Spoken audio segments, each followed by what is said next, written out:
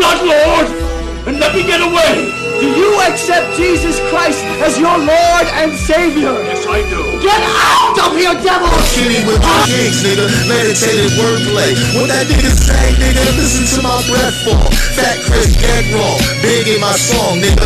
Yeah. Oh, shall I travel through the valley with this death on?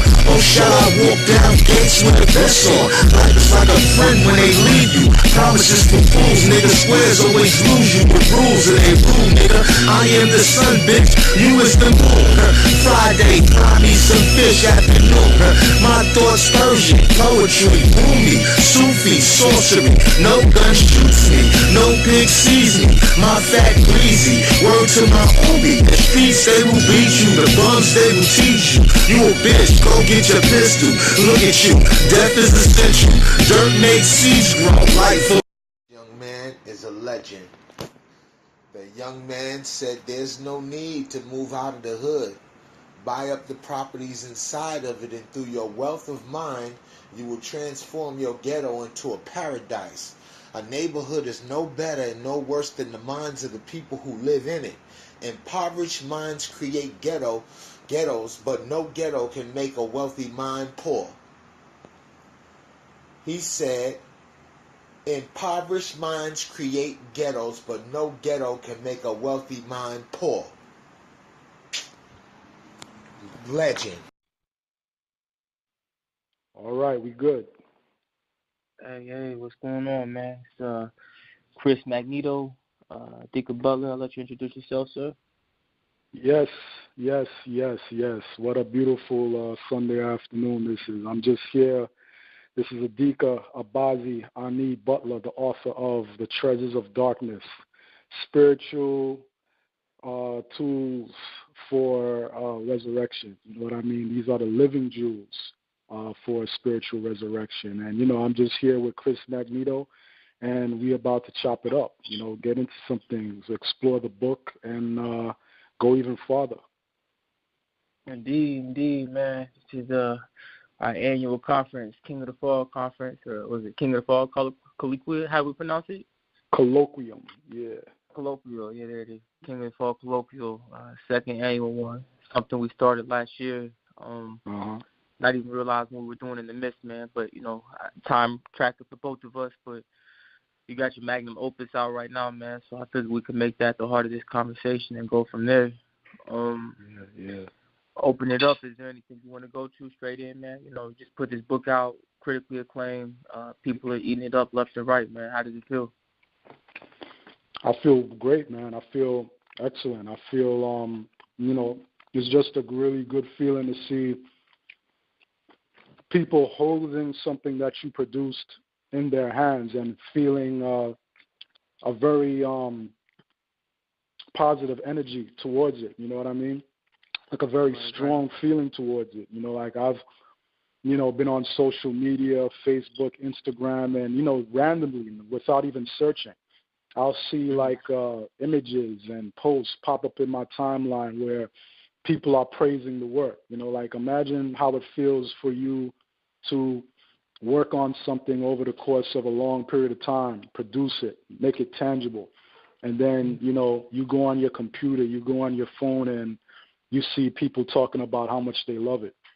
It's a great feeling, and it's something that you can't really describe, man. It's just something you got to experience. And I would love for everybody who is a creator or content provider to, like, know what that is. You know what I mean? It's really a humbling feeling. It makes you want to, like, go even harder with your next project. Not to say that I held anything back with this one. I didn't. But what it does is that it raises what you perceive or what you are even capable of producing to a whole new level. You know what I mean? Right. Like the love you receive is able to enable you to just expend quality content that has that much more love in it, and making it that much more powerful. So, thanks to everybody who's shown their tangible support, man. It really goes a long way, and I think you're going to see the benefits of that. Indeed, man. I was thinking about life the other day and just thinking a lot about childhood developmental psychology and, how it takes us to where we are as an adult. Mm-hmm. From your own personal experience, you're starting off as a young man, a little boy, to where you are now. Did you ever think, that you would have a book, a tangible product that could be put in people's hands? And, what were some of the experiences and, what point did you know this is something I wanted to do for sure? Wow, that's a great question. It's funny because, when I was a freshman in, college, I went to Brooklyn College. I went there to study journalism.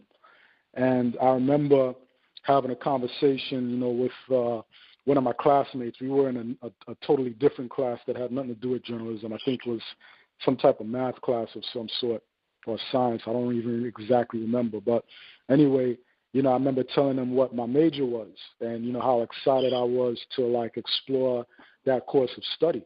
And his question to me, and I'll never forget it because it was just such a simple question, but it left an indelible mark on my mind. And he said, wow, man, so that means you like to write. So you think, you could write, books and shit? And I was like, oh, shit, I just paused. Dad, write a book? That's major. That's deep. Up until that point, in high school, I would write essays that would get high grades. I had never even written an article yet because I wasn't even part of, a school newspaper or anything in college. But I remember going to college still wanting to be a journalist. I would read the newspaper every day, and I felt, just looking at the articles, how they were structured, how they were punchy in terms of how they were written, that was something that I could do. And I remember thinking to myself, dang, man, I really do love to, write, but I don't know if I could write a book. That's right. Taking it someplace else. And here we are, a little over 20 years removed from that space, and I got a book out. So it's a perfect example of how our perception of ourselves changes over time, and I look at that as a form of rebirth, and, a lot of times we look at it yeah, I'm getting older, I'm maturing or this and that, but I don't feel like we don't necessarily have to be moving towards a point where we're moving towards some level of definite degeneration, you know what I mean? It could be an evolution if we choose for it to be, where we're constantly being reborn. We're constantly refining ourselves with new skills, refining new talents. Well, not refining new talents, but refining talents we already have. And I just look at this book being something that is tangible, something that is real, that exists in our real day-to-day world as just a perfect example of how we can really do things that we once thought we couldn't do, just by changing our minds and making that adjustment in our perspective, Definitely.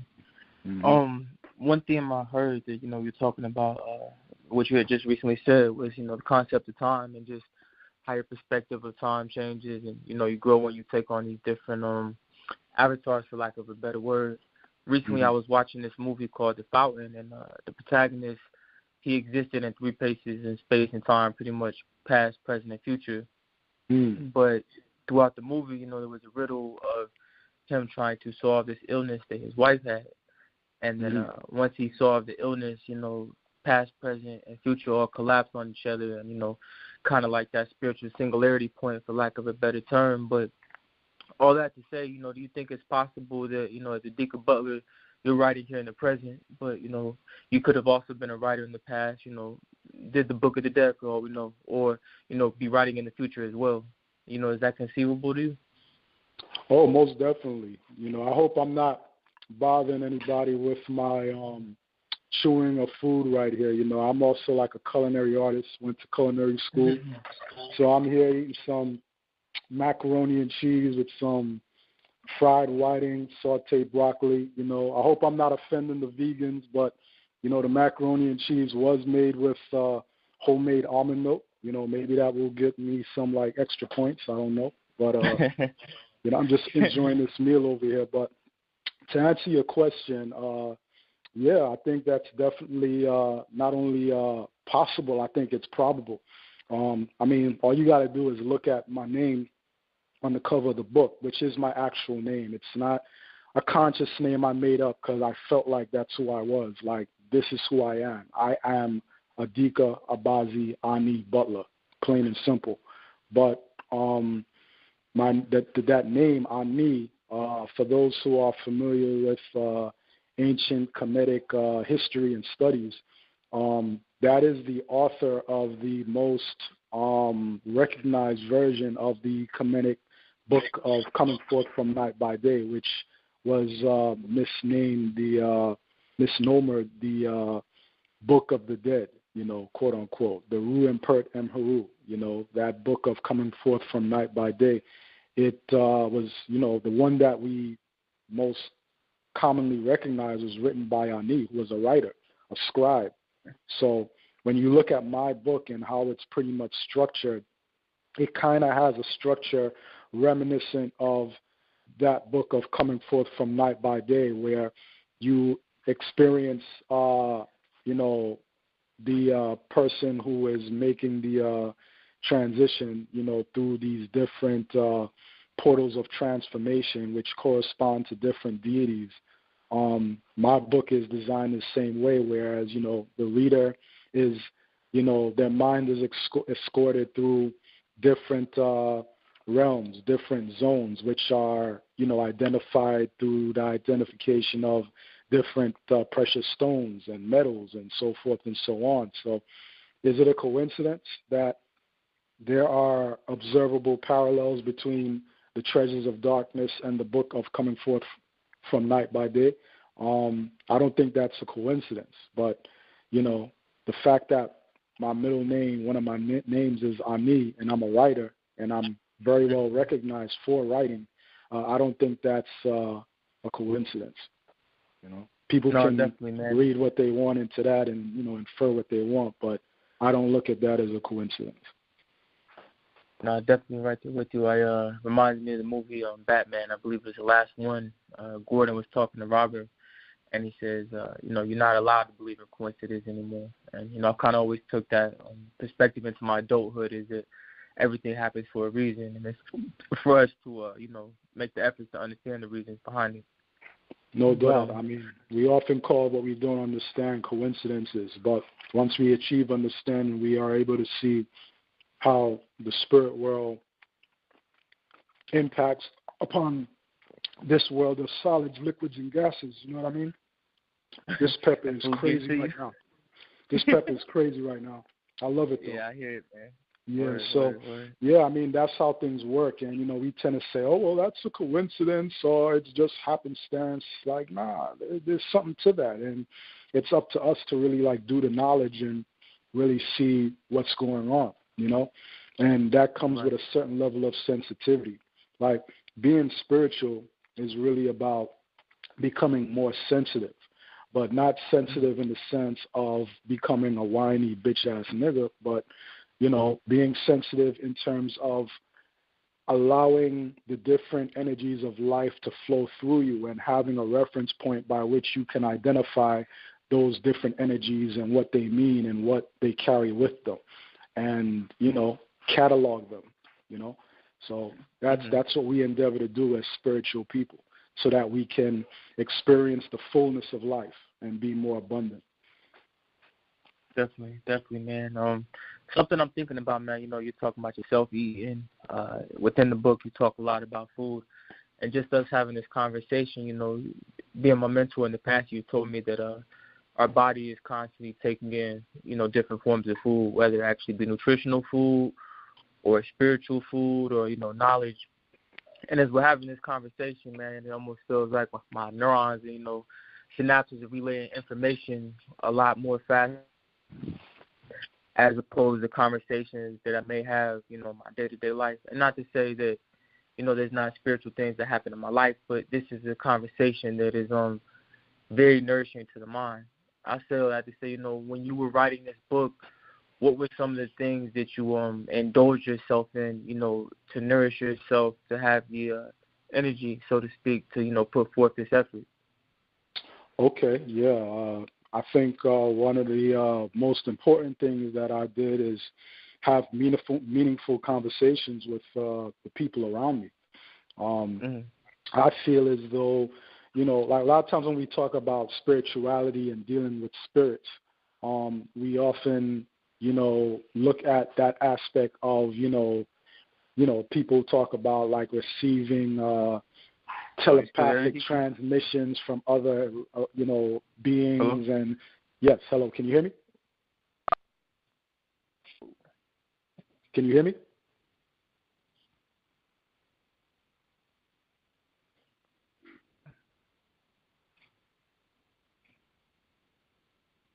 Hello? Yeah, can you hear me?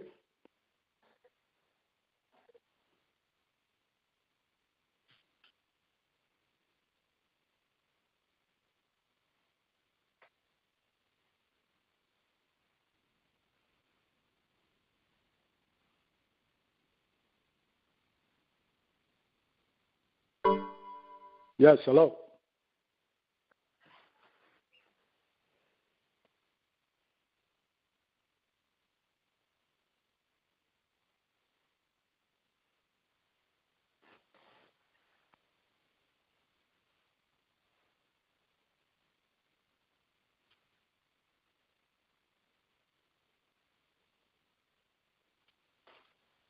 Little technical difficulty here, but he'll be right back. He's calling back in.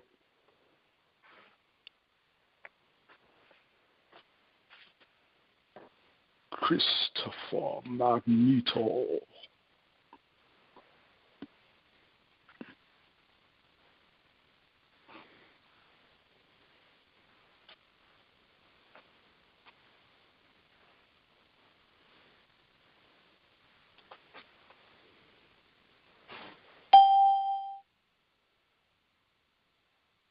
Christopher Magneto. Yo, you here? Yeah, still there, man. You got me? Yeah, man. See, it's a conspiracy. They don't want us to talk about this shit. Know what I mean? Know what I mean? But yeah, man. I heard you answer the question. If you just want to pick up from there, man, you cut out right about then when you started to answer it. Oh yeah, like you know, I was saying how you know, a lot of times, you know, like when we talk about communicating with the spiritual realms, we, you know, talk about being channelers and so forth and so on, you know, like being mediums for non-physical beings. But one of the things that we don't often consider, and are you still there? Yeah, I'm still here. Yeah.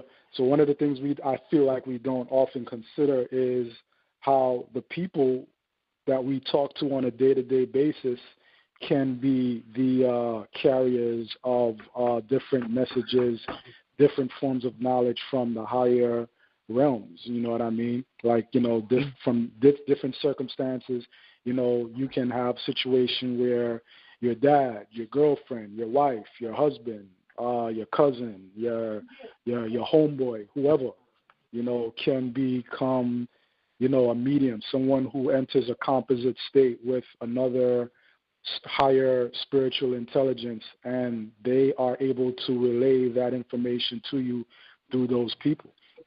So I really treasure the conversations and the quality of conversations I have with my friends and family. Sometimes those conversations are very pleasant.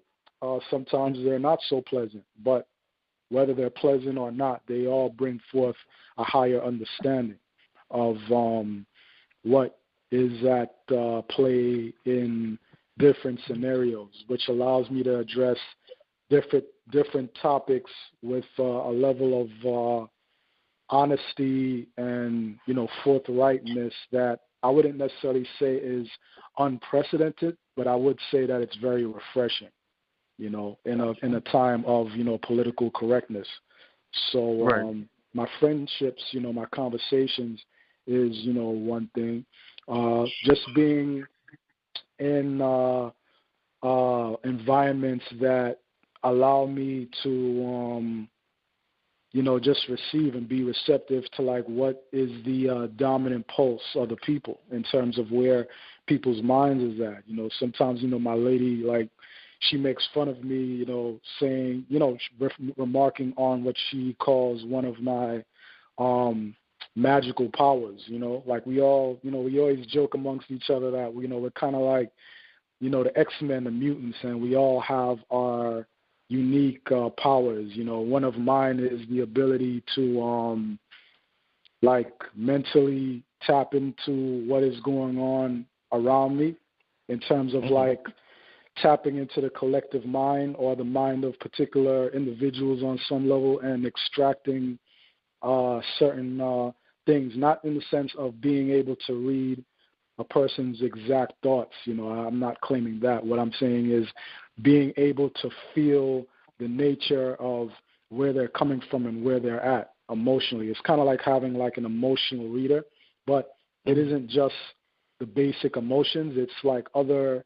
detailed information that comes with that. So I can be outside in the middle of the city, like the crowded streets of New York City, Manhattan somewhere, and I can be walking amongst a sea of, hundreds of people, and just by, making that walk, I can pick up on different frequencies, and I'll already have my own thoughts that I'm going through, my own thoughts on any, variety of topics, and, I lock into that frequency, and whatever frequency is in alignment with whatever it is I'm thinking, I'm able to pull into it and, pull it into mine and kind of like get a sense for where people are at, and that's definitely one of the things I do. When the weather makes it conducive, I also like to just sit in nature, you know what I mean? Like be around trees, look at flowers, look at birds, flutter about. I know to some people that might sound very corny or generic, but I mean that's what it is, for me. Just being in the sunlight, and being able to observe the beauty of the natural environment, like that allows me to pull from higher inspiration. You know what I mean? Like be around vast, beautiful waterways. See the sun. And all of these different things speak to me, and eat good food. You know what I mean? And sometimes I'm here in the kitchen, which, me and my lady, we recently redesigned, me and my wife, like we redesigned, some things, and, just making our environment, our personal space more reflective of our common values and, our imaginative take on like certain themes and motifs. So, just me doing, the act of cooking, and putting my seasonings in the food the way I like to do it and preparing it the way I like to do it and making it look a certain way on a plate the way that I like to do it,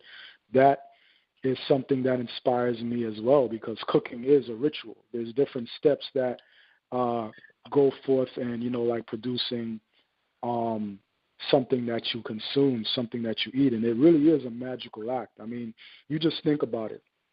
You have a bag of uncooked rice. You have, a container of like some raw chicken, and you have like some fresh organic vegetables that are, just sitting there in their natural state, and then you cook all of that stuff and you combine it with herbs. Like none of us would eat any of those things as they are, but through the element of fire, we're able to like bring forth a transformation in combination with different herbs and spices and make it where those very things become something that we want more of.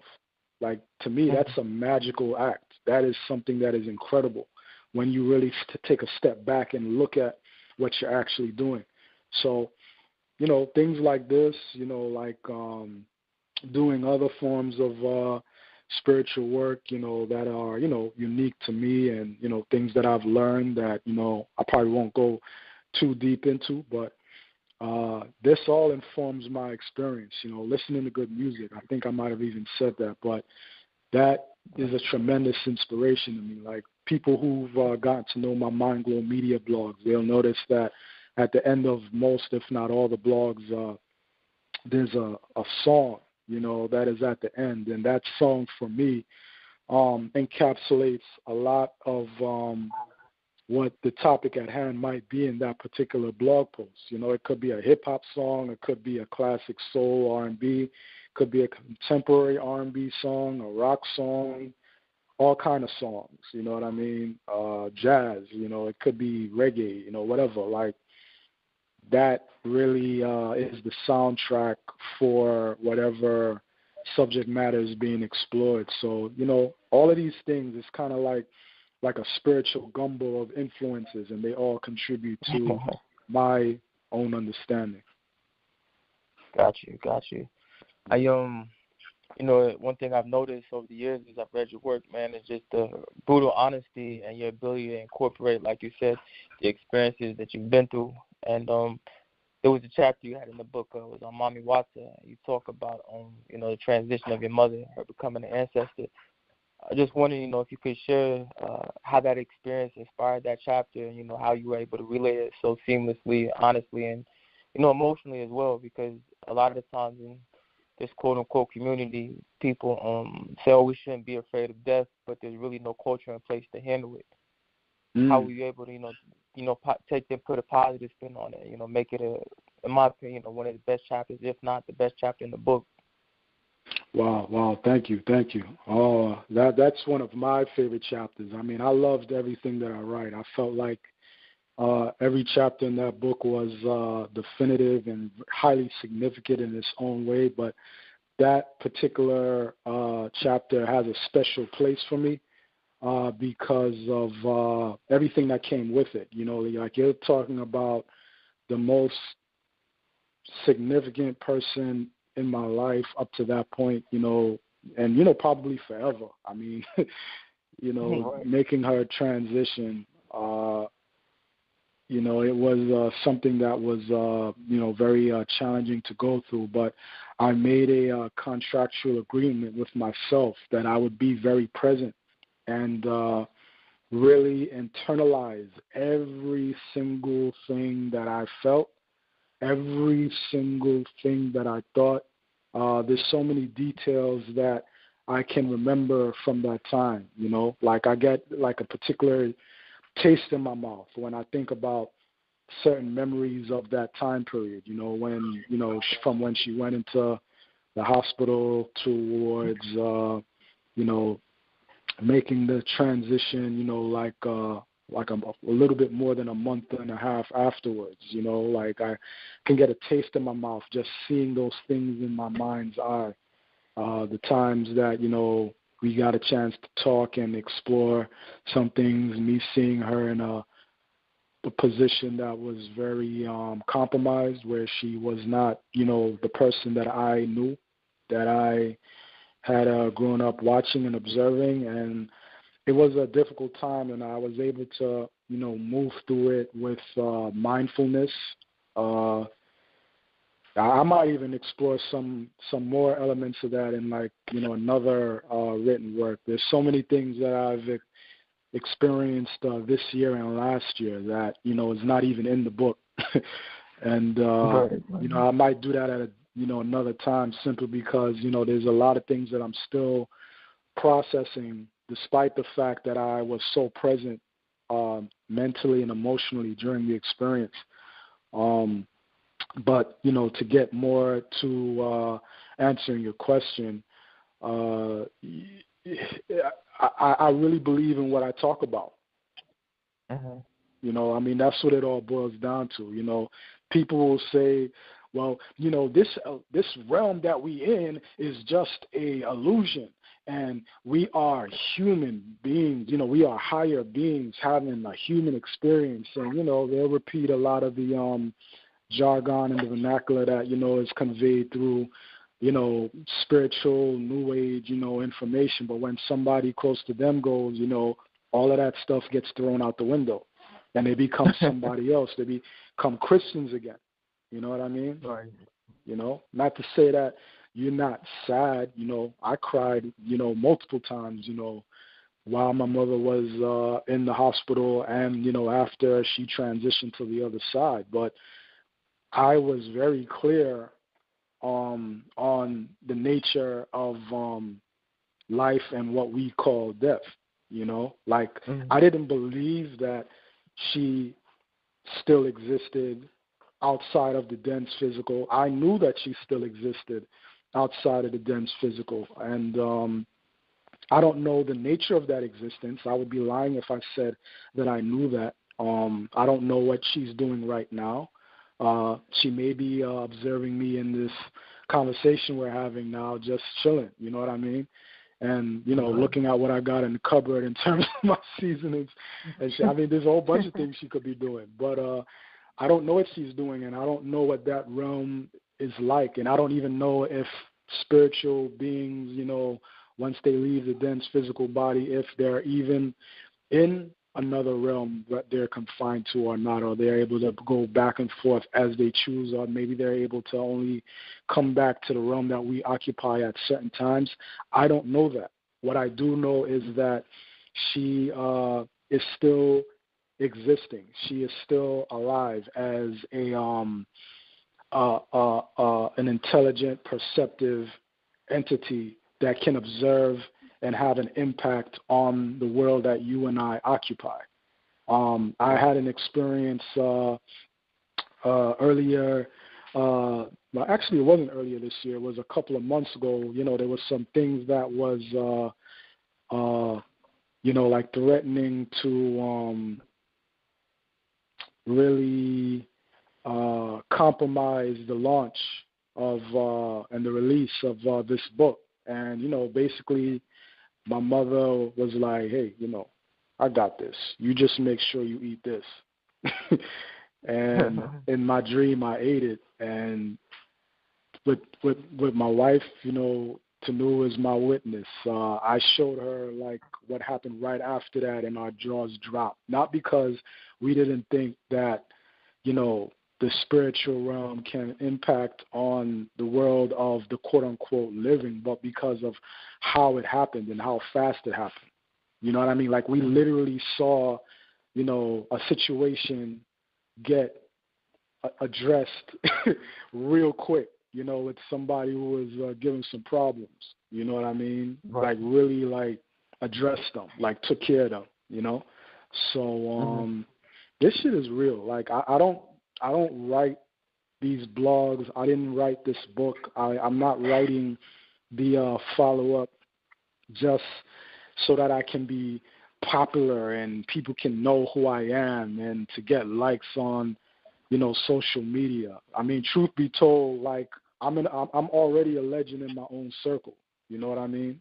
You know, like, I don't need the pats on the back, you know, and all of that. I was a significant person before I was even known for doing any of this stuff. You know what I mean? Like, it's not about that. I really have a desire, a sincere, authentic desire to help people in a way that I know that I can uniquely do so. I think we all have our things that we come to the planet with that make us people of value, as long as we have some type of dedication to service. And when we have that dedication and we do the work of refining our natural talents and turning them into sharpened skills, we're able to make those contributions. And that's one of the things that I like to do. You know what I mean? I like to write on spiritual matters, not just based upon a theoretical standpoint, but based upon me having a first-hand knowledge of what the fuck I'm talking about. You know, this is not just theoretical things. You know, I'll definitely, like, refer to books. I mean, books are great because it provides another reference point for the subject matter being discussed. And truthfully told, like, I'm not an expert on every single thing that I talk about. And I know that. I'm smart enough to realize that. So I'll refer you to somebody who is. You know what I mean? Like, I don't know about Kabbalah, like that. Like there's a lot of Kabbalistic motifs in my writings, particularly some of my older ones, but I don't know it on that level, So I might make a reference to A.A. Rashi, the Kabbalah god, who specifies and, is, very specific in that particular area of study.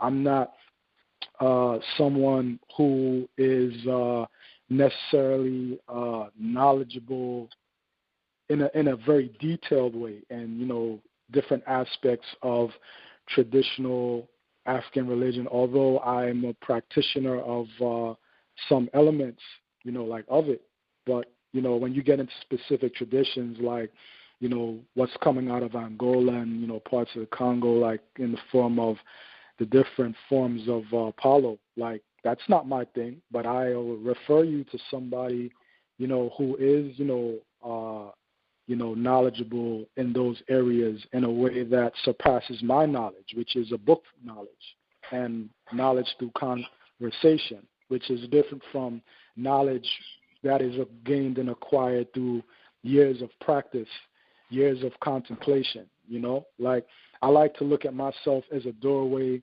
through which people will gain awareness of other, other people who are proficient in their field.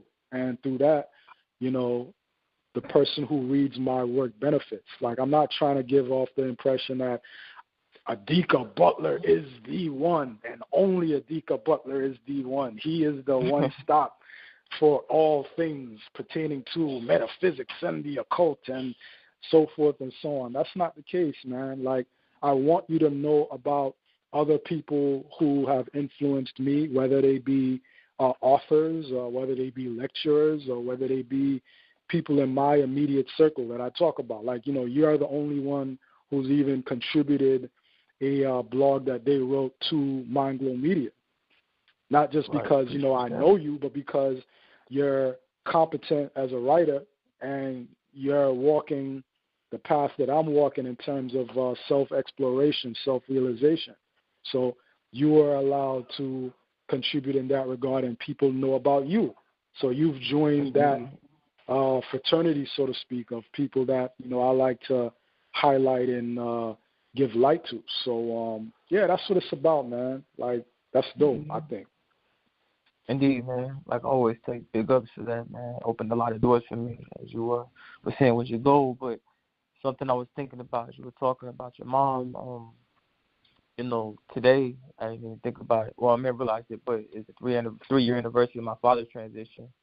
So right. Definitely want to dedicate this piece to him. But you were one of the first people who had sound advice to give me, man. Talk me through it.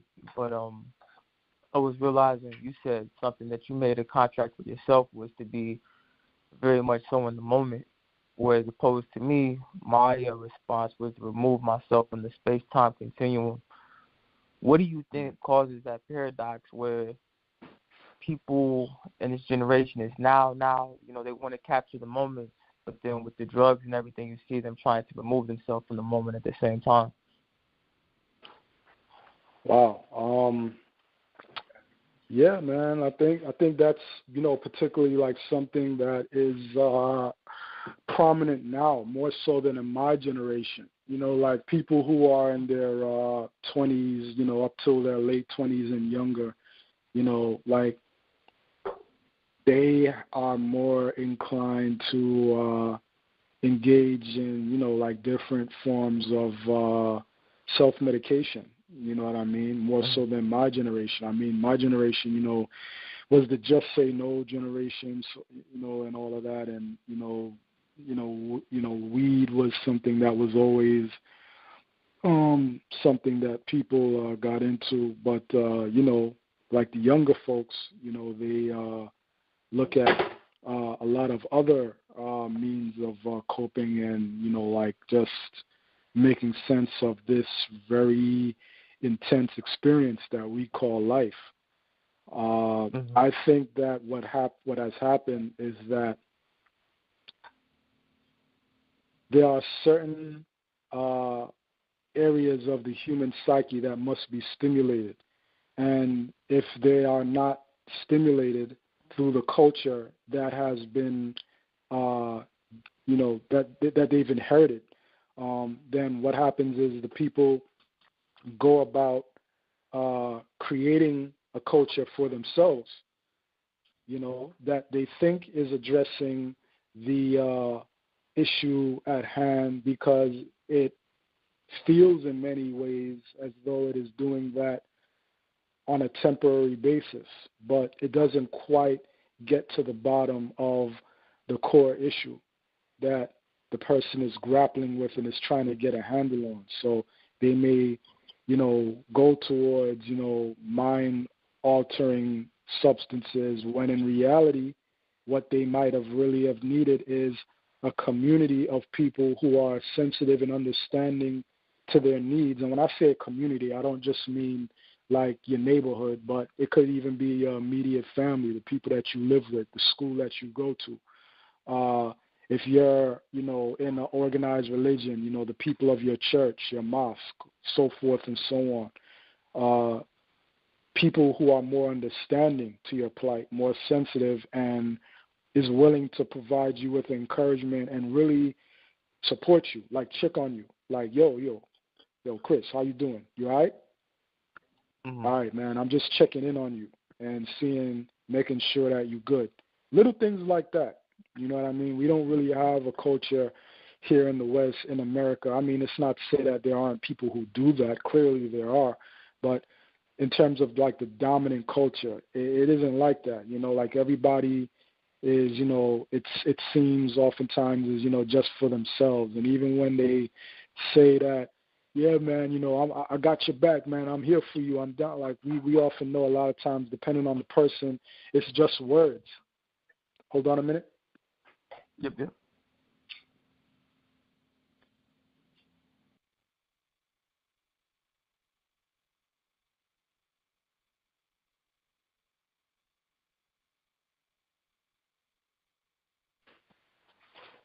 Yeah, hello, you there?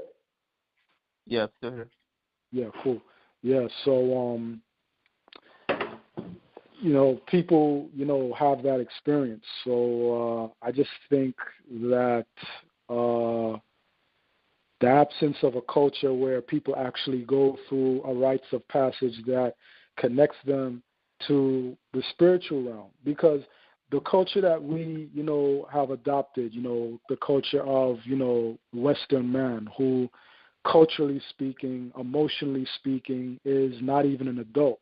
When we talk about the collective psychology of the people who are framing the dominant culture as we know it today, those of us who have studied the true history of the Western world, and people who have read my book and, study other books, we know that the people who we call the Moors are the true architects of contemporary Western civilization, with its theaters, its marketplaces, its institutions of higher learning, and, all of that good stuff. We know that the Moors, brought that to the Western world, and the Western world has taken that model, expanded on it, and is doing other things with it. But the Western world that we've experienced since our birth, the culture, the dominant culture, is a very juvenile culture. It is one that tells us that,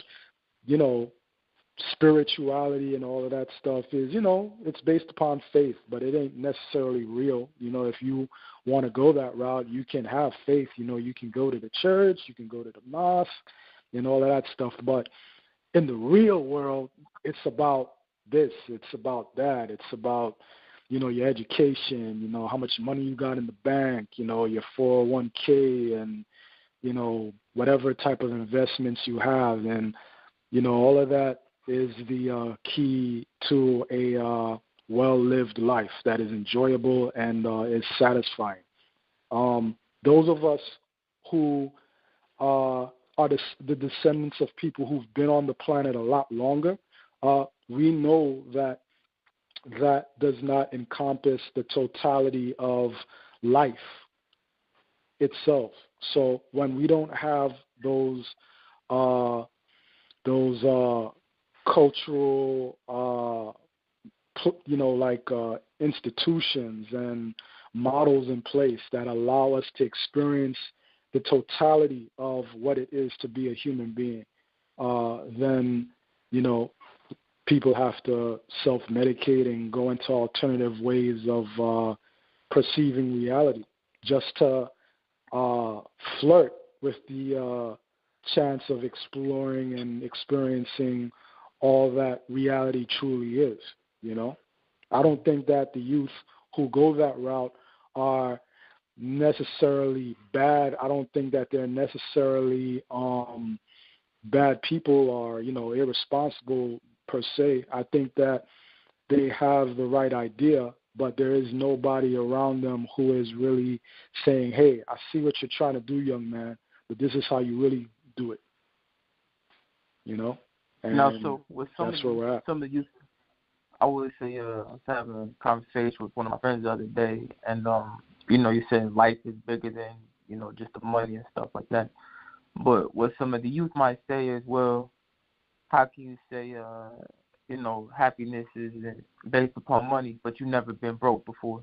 Or how can you say this Molly isn't truly bringing me peace and happiness? Because when I roll and I go out with my friends on Friday night, I'm having a good time.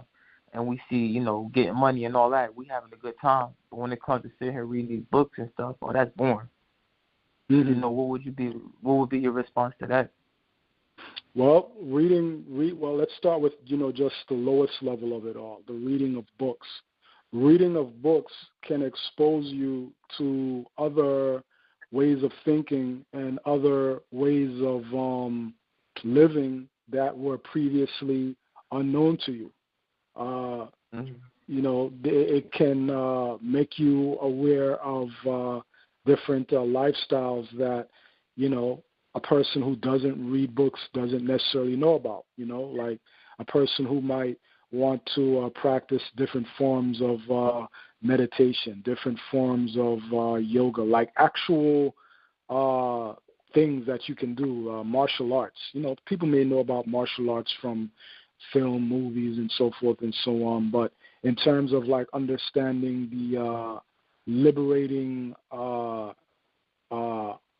things that it can offer you from a philosophical standpoint, that may not necessarily be something that is known. So I think reading is always a way to expand your horizons. It's just a matter of the quality of material that you're reading and in relation to what, Sometimes people think that reading is boring because they're given books to read by other people who tell them this is what you must read, that have nothing to do with addressing the areas that are of primary concern to them. Like I remember being in high school and college, and the teacher, the professor gave, us books to read, and, I didn't give a fuck about reading Wuthering Heights. Like that shit was boring. You know what I mean? And it had nothing to do with my lifestyle, and it had nothing in it that was going to help me move forward and progress, in the totality of being. So I wasn't really interested in reading it. That's not to say that the book is not of value. It just was not of value to me, based upon where I was in my background and my experiences and the things that I needed to incorporate within myself to get from point A to point Z. And getting to those individual points in between. So I would look at it that way. But when you are able to come across books that are able to address your genuine, authentic concerns, passions, joys, ambitions, aspirations, then that is a whole different thing. You know what I mean? Like, you want to be a dope MC? There's books about that.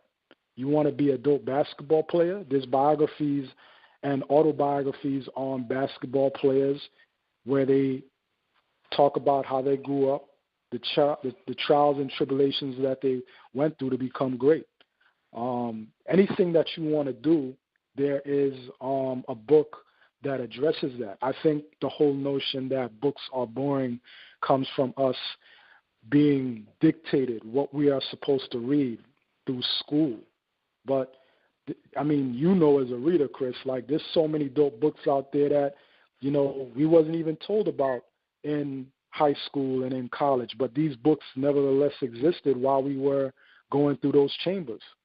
So, that's one level. In terms of, like you never been broke before, so like you don't know what it is. So how you gonna tell me that getting money is not the end all and be all to everything? Saying that money isn't everything and saying that money isn't important is two different things in my view. I would never say that money is not important.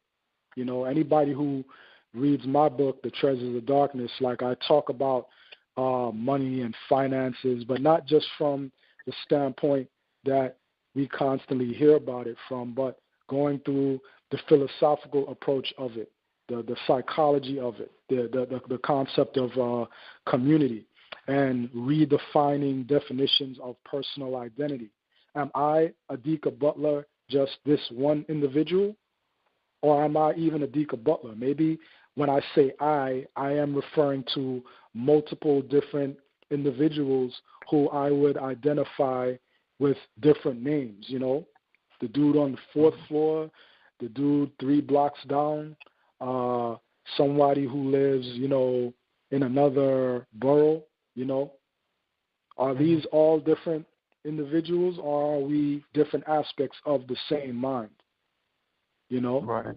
I mean, I look at things like that as being very advantageous and very helpful when you're talking about group economics. For example, I'm putting a book out. The book that I'm putting out, that I've already put out, is very positive. It deals with the themes of empowerment. It deals with the themes of redemption, resurrection, for not just black people, but for all people. You know what I mean? But my book right now, this one at hand, it's particularly addressing interests and concerns of black people. I don't think it takes away and detracts from its potential value for other people, but there are a lot of things that is addressed as it pertains to people who identify themselves as black in the Americas. So, with all of that, being said, I think that there is a, like just a genuine benefit in us saying, okay, this brother put this book out. How can we support him? That's a form of cooperative group economics. As you know, I put my work and my effort into serving my community by using my skills and my talents. I'm rewarded by my community who gives me the money that I am, deserving of based upon the effort and the intent of my work and the quality of my work. I mean, it's not just that I'm bringing forth dope messages, but I'm doing it in a way where you can clearly see that I'm skilled at what I do. So that consciousness of what I'm doing would make a person who has a different sense of personal identity that extends beyond the boundaries of their own physical body. If they look at me as them, then they will support me. Right. If they look at me as an other, an addition to, then they'll just be like, well, good luck to him. I'm on some other shit. Or they'll be like, yeah, I'm gonna get it. Yeah, man. Knowing full well they got like thousands of dollars in the bank and the book is $29.99. I'm just giving this as an example. I'm not trying to, say that, my example is the only example, but I'm just giving a first-hand perspective on how identity and how we define identity has so much impact on our finances and our economics and our monetary situation, So, yeah, it is about money, but it's also about understanding that money is a tool that can be used in a very advantageous way, and it can be used in a disadvantageous way. You know, I think that, you know, spending money on people and projects that help to push humanity forward is better than spending money on, you know, $500 sneakers or jeans or just letting it rain in the strip club. And I'm not saying that people shouldn't do that. I think that if people have the money to do that, the disposable income to do that, and they're still able to address other primary needs and concerns, and they derive some level of enjoyment, by all means, do that. But I think that, you know, there are other aspects, there are other elements that contribute to our quality of life. And if your quality of life is good and the guy next to you, his quality of life is not, it's only a matter of time before his quality of life impacts on yours, because we don't live in a bubble. We can all reach out and touch each other, you know? So why not create an atmosphere where you're able to thrive and you're good and the person next to you is good? But I think that is something that you could only do when you have the consciousness that we are all one being. It eliminates jealousy. You don't look at my success as my success. You look at my success as our success. Right, and it is that if you have the maturity and the wherewithal to look at things as they truly are, you know? So, yeah, get the money, but know what you're going to do with it. Bring the right psychology with it. Yes. You know, with everything you're saying, it makes me realize that, you know, to have that perspective, you have to be at a certain understanding of yourself and a certain maturity.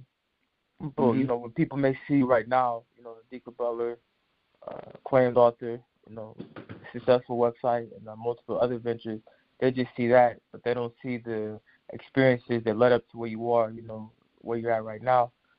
What advice would you give, you know, mid-20-year-old men, you know, because I'm 28 now, and I look back on when I was 20, and that seems like a lifetime ago.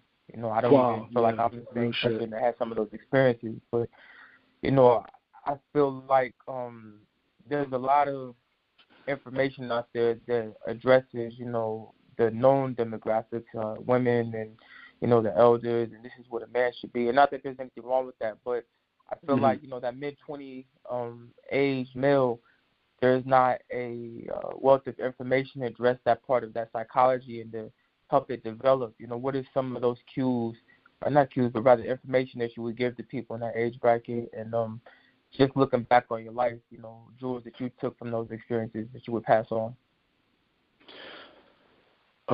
One of the biggest things, and, you know, we've heard it time and time again, so many of us, some of us haven't maybe, but I think a lot of us have at this point, and that is do what you love. Because whatever is done in love is going to take you places.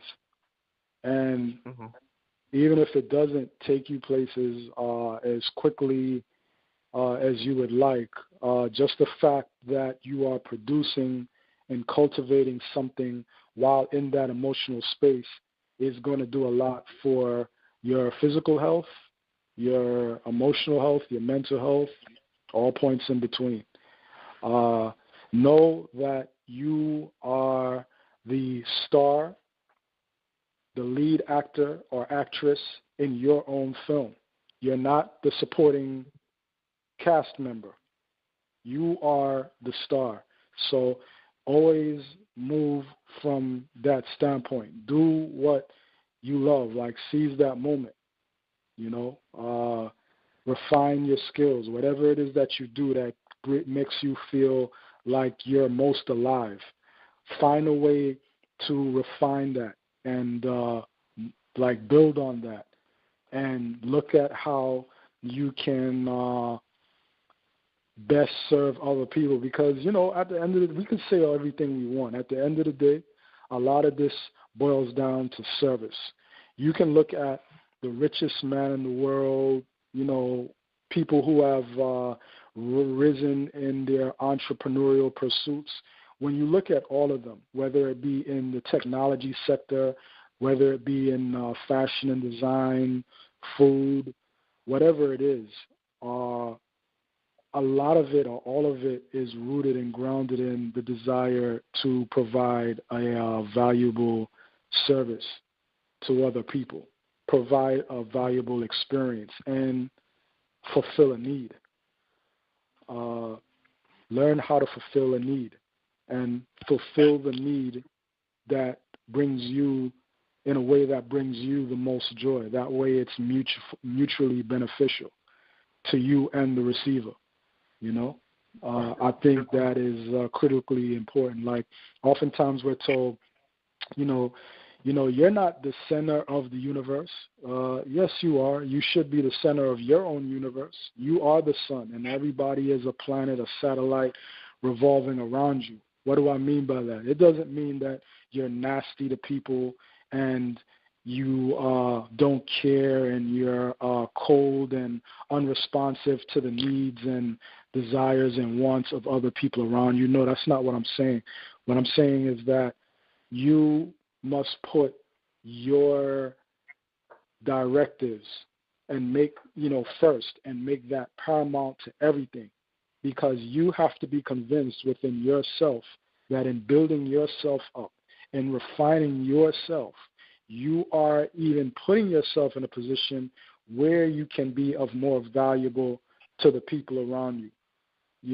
Like Jay-Z had a line in one of his songs. I don't remember which one it was. I think it might have been some song off the Black album. Maybe it wasn't. But he said something to the effect of, I can't help the poor if I'm one of them, I think that's Justify My Thug. I know what song you're talking about, though. It's probably Justify My Thug, yeah. So, that's a simplified version of the message, but it's real. You know what I mean? Take time, develop yourself, work on yourself. People are sold this whole idea of, your youth is when, you bullshitting and, you're just every day is a party and you're not taking things seriously, and then you get things together and then, you make it work. Well, that might be the life of, a white male who's, working through white privilege, where he can be mediocre in his youth and all of a sudden rise and become this magnificent, success story that everybody wants to emulate. But me and you, we can't do that. We got to start off, in our youth where we about our business. That doesn't mean you don't have fun, you don't party. I did all of that stuff. You know what I mean? But when I was in my 20s, I was about my business. I was trying to develop in an institution, because my thought when I was 25 years old, I was saying to myself, I want to develop a business where, my friends and my family, provided that they have the skills that address the goals and objectives of my business, that they can be employed by that business. And I would have an institution that I can build on and possibly pass down to, my children and other members of my family. That business that I thought was going to become that, it didn't really pan out that way in retrospect. I'm no longer working with that entity, but I did learn some valuable skills that will put me in a position and is putting me in a position where I can actually achieve that. But that was based upon what I was doing in my 20s. Next year, I'm going to be 40. So imagine if I had the mindset in my 20s of party and bullshit. I wouldn't be where I'm at now. I'm sending out books to people all across the globe, and I haven't had not one single hiccup or issue with anybody complaining about delivery, because I have a background in project management in some respects, as far as, like mapping how something starts off, getting it rolling, looking at the challenges that might be involved in it being compromised, getting beyond those challenges and making shit happen. I'm doing it. Mm-hmm. And I'm not doing it with like a big management team, around me. Like, I'm doing it dolo. My woman helps me, and, I'm in a blended family. Our little daughter, she provides inspiration and nice words that make us laugh, and, we do our thing. You know what I mean? So that's where I'm at with it, and I wouldn't be where I'm at now if it wasn't for my past. So make sure that while you are still in your late teens, your early 20s, mid-20s, late 20s, wherever you are in life, seize the moment and make the most of the time that you have, because you never really know how the skills and just the things that you learn, how it will be something that you can apply in the future to really change your life. Right. Yeah, like let me just add one more thing. Like me even with my writing, I remember there was a point where, when I was young, my mid-20s or whatever, my family experienced a very severe financial setback, and that required me to address certain needs and wants in a more aggressive way. You know what I'm saying? And I was not able to have access to a computer or a laptop to write the articles that I was writing, for, a publication that I was a part owner of. I mean, imagine that. And I remember I was able to get through that challenge by using the computer center of my alma mater. You know what I'm saying? And I remember printing out some materials that I was editing, that I was writing. I was editing, my own work, and I had printed out some material, and I had gotten home, and I saw that there was a comma out of place. Didn't say that my idea was not expressed with eloquence. I didn't say that the idea that I was conveying was wrong. I said that there was a comma out of place, meaning that the flow of the sentence was off because the comma was out of place. What did I do? I left my room. I got dressed. I got dressed, left my room, got on the train, rode an hour, because I didn't have access to a computer directly in my space.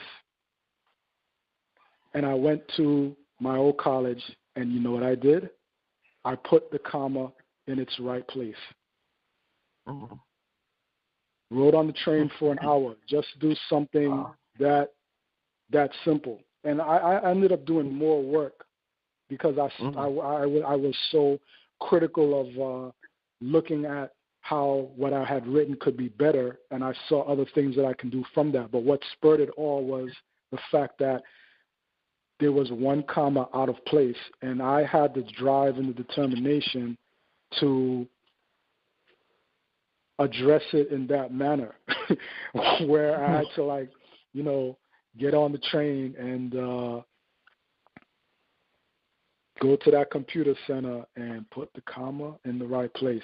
So when you're talking about, even doing what I'm doing on the level that I'm doing it, this is what you're competing with. So anybody who thinks that they can look at what I do and say, well, that's simple, all right. There's a lot of refinement that goes into what I do. There's a lot of effort, a lot of mental energy and time that's been invested, It just didn't come about. And I've used those skills in other areas, that have made me some good money and have helped save other people from unwanted situations and save myself. So, yeah, man, work hard now, because you'll only have an easier life, a more enjoyable life going forward.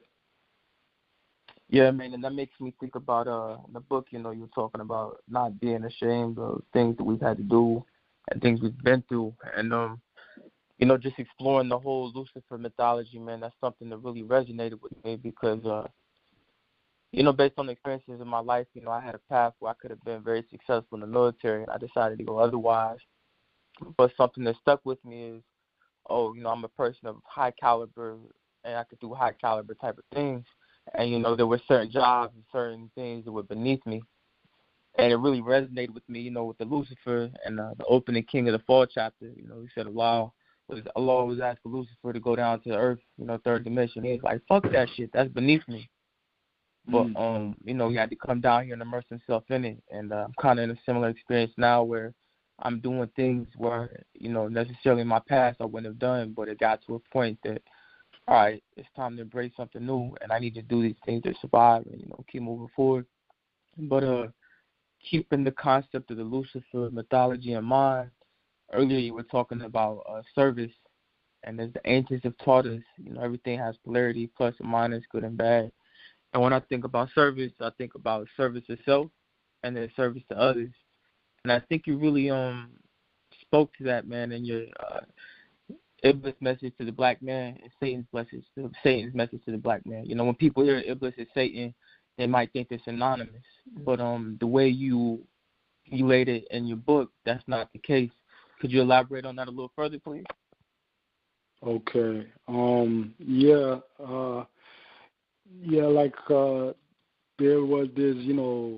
Shaitan, the overseer of hell, place of fire and brimstone, damnation. He's the landlord for that place you don't want to go to, place you don't want to live at. And then, Iblis, although he's synonymous with Satan, in the Quran, there's still a distinction there. You're talking about that being that was created, so to speak. Well, I mean, you can't really create energy. Energy is generated, not created. But that being that has its origins in the smokeless fire, according to Islamic lore. You're talking about that being that had a certain level of favor with Allah. I think it's important to make those distinctions and recognize that that the two entities, although like you said, they're synonymous, they're still different. It goes back to even when you break down Lucifer and Satan. Lucifer, it's funny because when you talk about Lucifer, you're talking about a being that many people would say corresponds with the Islamic Iblis, but unlike Iblis being referenced clearly in the Quran, you don't really have Lucifer in terms of how Lucifer is understood in the colloquial understanding. You don't actually have that in the Bible. There's maybe one reference to Lucifer in the Bible. I think it might be the book of Ezekiel, and it's actually a reference to the king of Babylon. But one of the things that should be considered is that the king of Babylon was being framed in that passage as this being that had fallen from grace. So that theme of this great being, this magnanimous being, this divine, royal, and just luminous entity falling from grace is a motif. It's a theme that plays itself out in world mythology. Amongst the Kurdish people of the quote-unquote Middle East, you have the peacock angel, Melektos, who has some interesting parallels with, Iblis. Some people of the Yazidi, the Kurds, they would even identify Iblis as a representation of the peacock angel, Malektos. And they look at that being as a great being that came down to earth, in service of man, and there's a lot of parallels, a lot of interesting similarities between how Iblis is conveyed in the Quran and how Malektos is conveyed in the Kurdish faith, which, is adhered to among the people of a region of Iran. So the difference, though, is that unlike the Muslims who demonize Iblis, the Kurdish people look very favorably upon, the peacock angel, Malektos. So, there's just different perspectives depending on the culture that is bringing forth the narrative. Yeah, that's where it's at. But I don't know if there's anything else you want me to elaborate within that theme of, Lucifer and Satan, Iblis and Shaitan.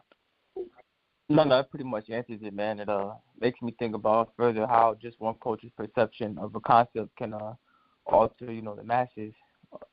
Keeping that concept in mind, when you talk about the dark, traditionally, dark side, black magic, it's usually a negative connotation in the sense that, bad effects. What caused or inspired you to say treasures of the darkness?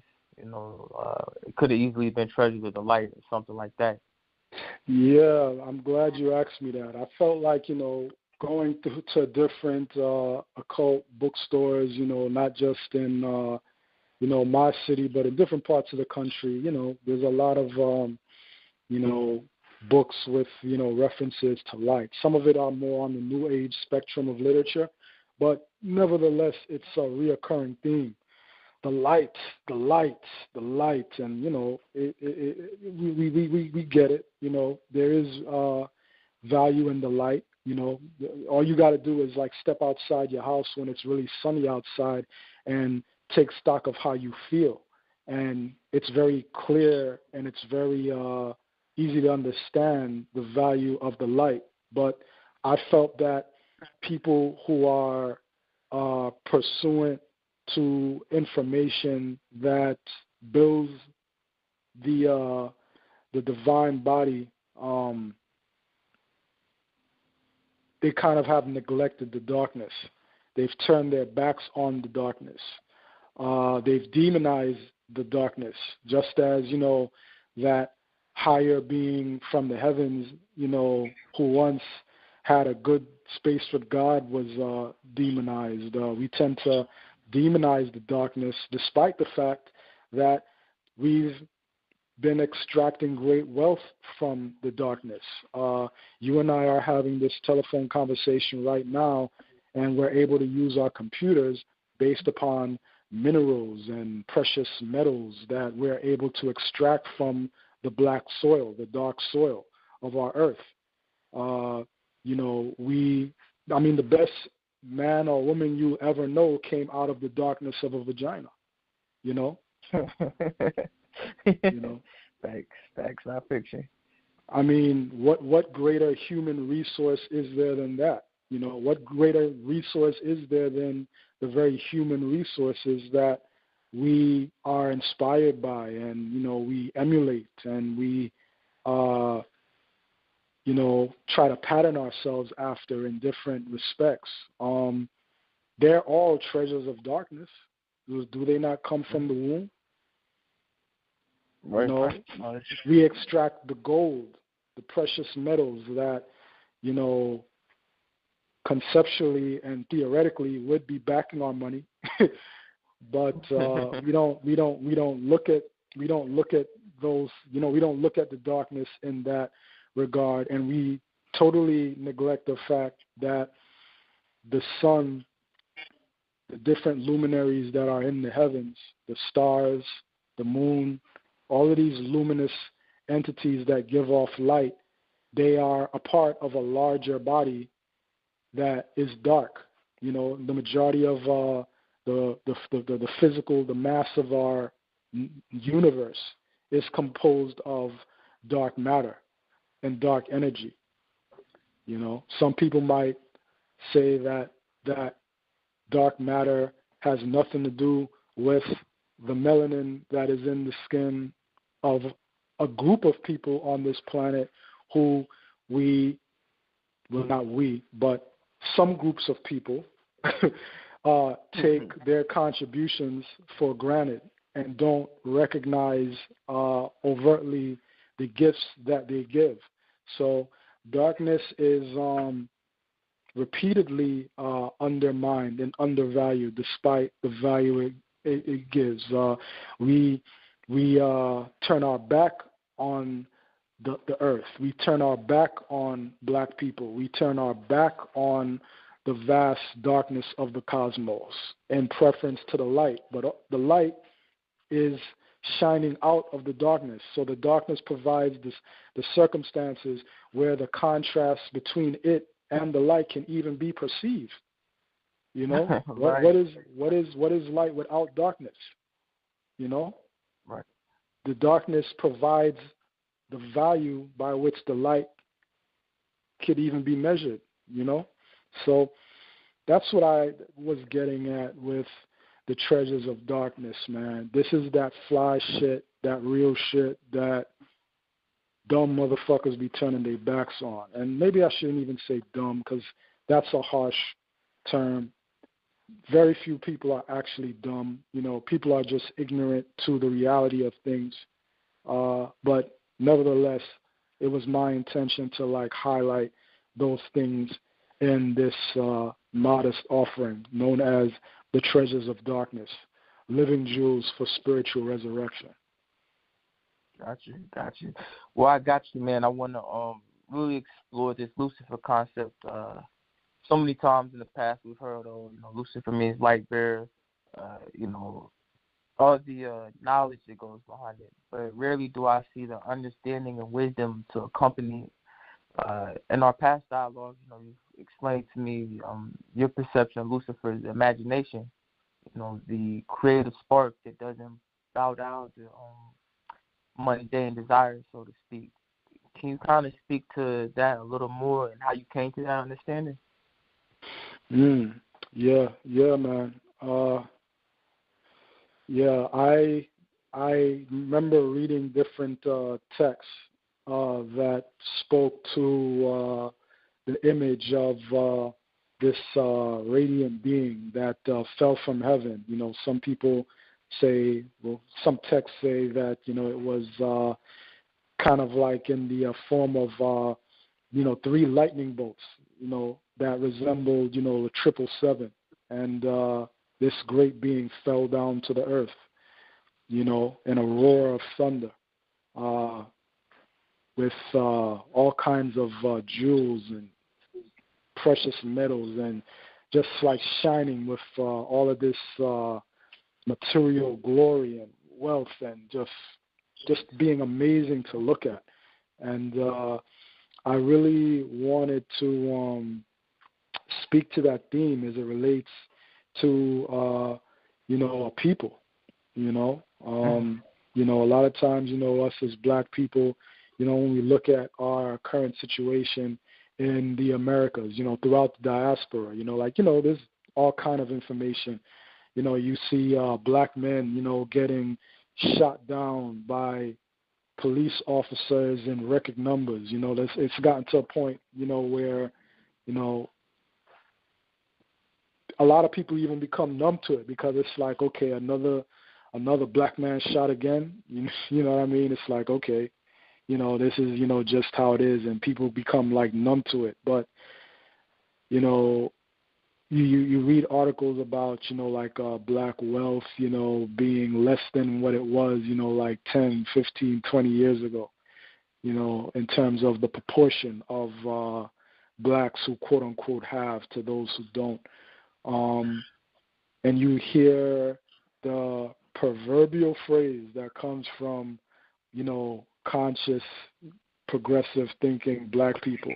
We used to be kings and queens, and now we're blankety blankety blank. You fill in the blank with whatever unfavorable adjective, is most fitting. But that is speaking directly to, the Lucifer theme. Like you can say what you want, there is no better example of a people on the planet who embody that particular mythology than black people. Right. And that is only evident if you truly know the history of black people, not the history of enslavement, 12 years a slave, that type of historical narrative. We're not talking about that.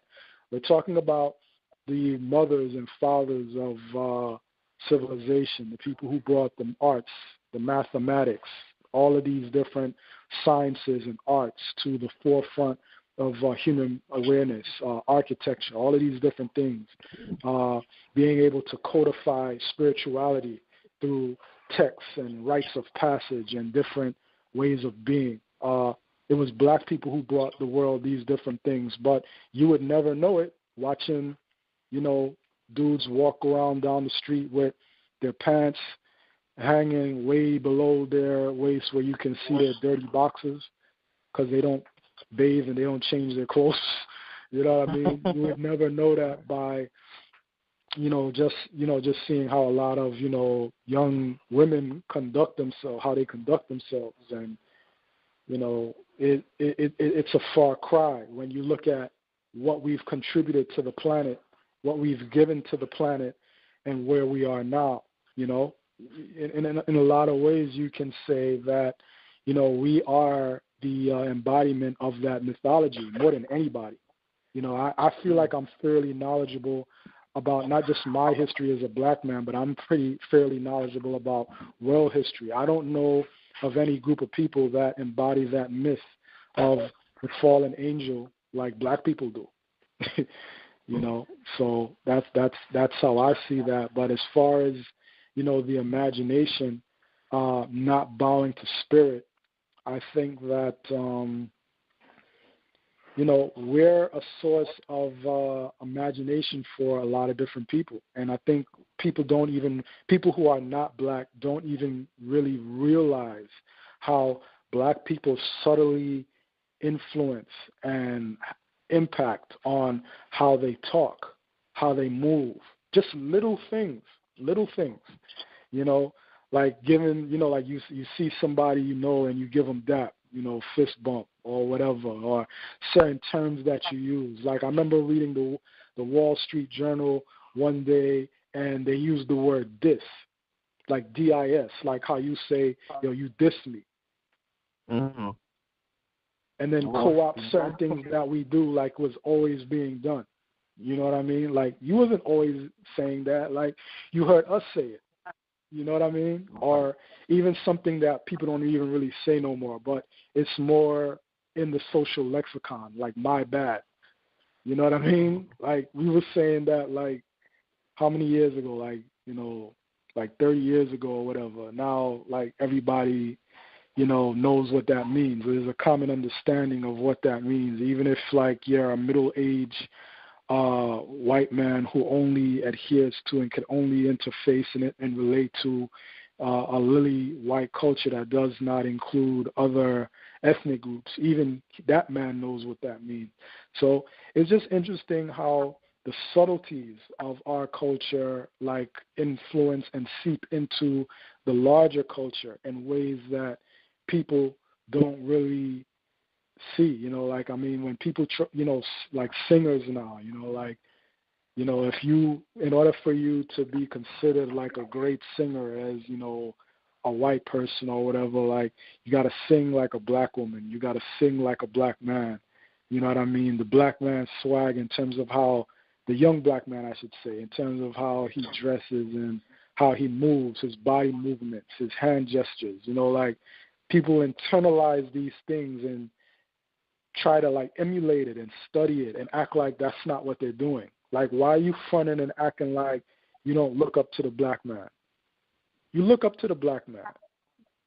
You like the black man, but there's something in you that makes you want to demonize him and, create circumstances for him that makes it so he can't move forward in the way that he wants to. You set all of these roadblocks up in front of him so he has a harder time.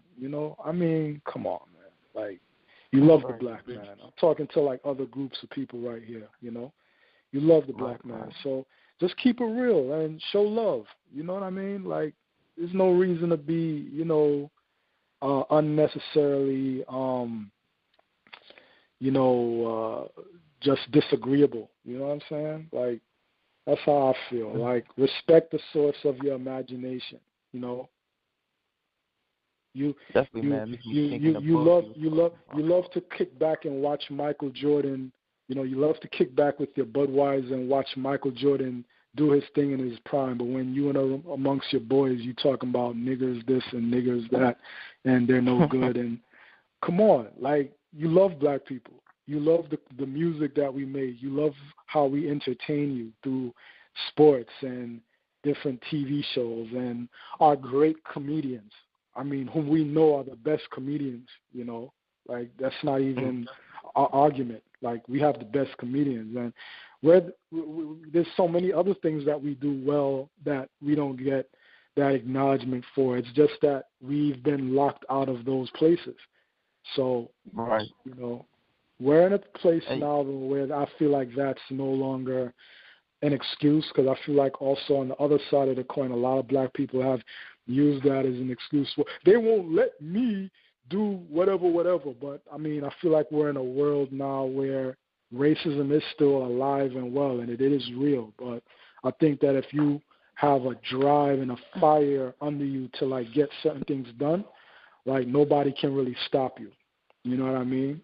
Nobody can really stop you. But at the same time, it is imperative that brothers like myself, sisters like myself, who are bringing forth messages like this to black people and to the world, like, we get heard, so that the youth who do have that gold within them that has not been mined, that they are able to benefit humanity by showing the treasures of darkness within them, so that they can rise above the expectations and reclaim that throne in paradise, because, the fallen angel is the world Messiah in disguise, in a lot of different ways. I mean, some of us may not choose to, like, run with that messianic model, but, I think people understand it from where I'm coming from within this particular context. We're the stone that the builder refused. Mm-hmm. And I just want us to get the most out of that, not to wipe other groups of people off the planet. That's not even nowhere near anything that I envision. I want all people, white man, the black man, the, Asians, quote unquote Orientals, or, whatever term people have to identify and label the human beings, the wide and beautiful variety of human beings on our planet. I want all of these people to live and fulfill their full potential. But I also want the black man and the black woman and the little black boy and the little black girl to also have that opportunity and that luxury, which is not really even a luxury, but it's a human right.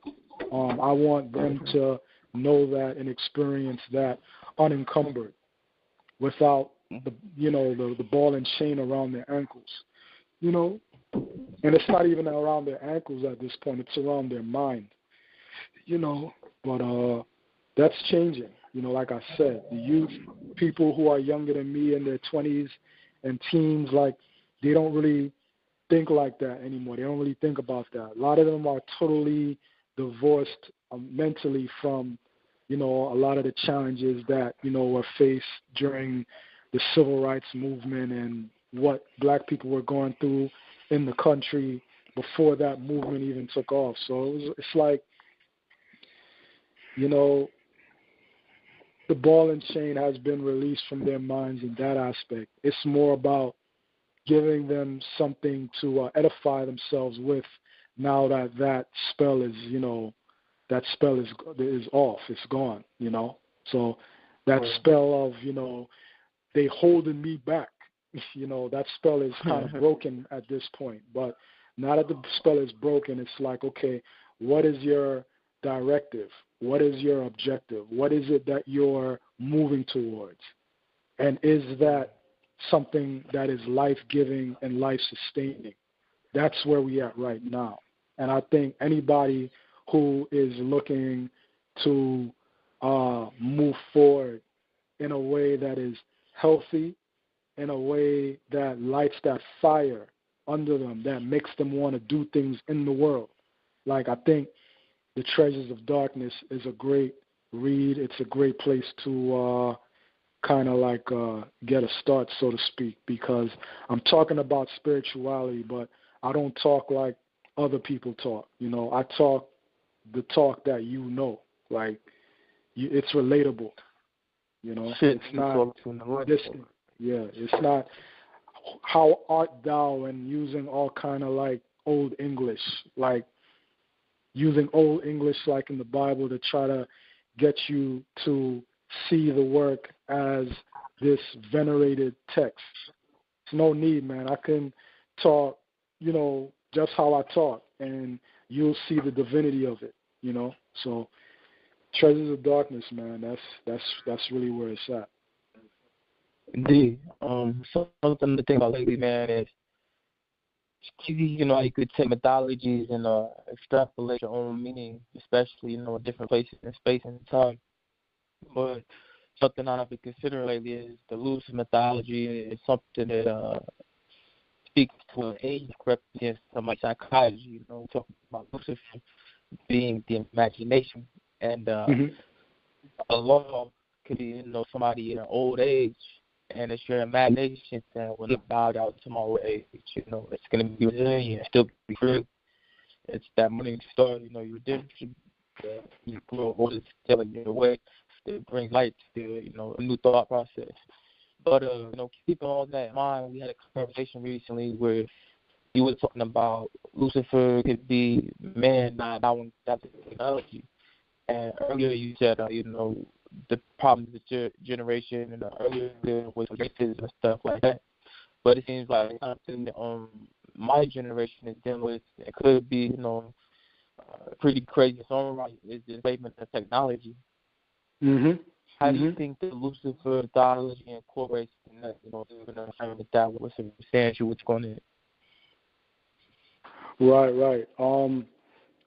I think we're at a critical point in human history where this conversation of man versus machine has it's never been this discussed and this explored. It's kind of like it's approaching the point. It has approached the point of being somewhat of a global dilemma. Like, how far are we going with technology, and is humanity keeping up with the advancements in technology? And if humanity is not keeping up with the advancement of technology in terms of the evolution of human beings, at the rate of the evolution of the iPhone, every year there's a new iPhone model released.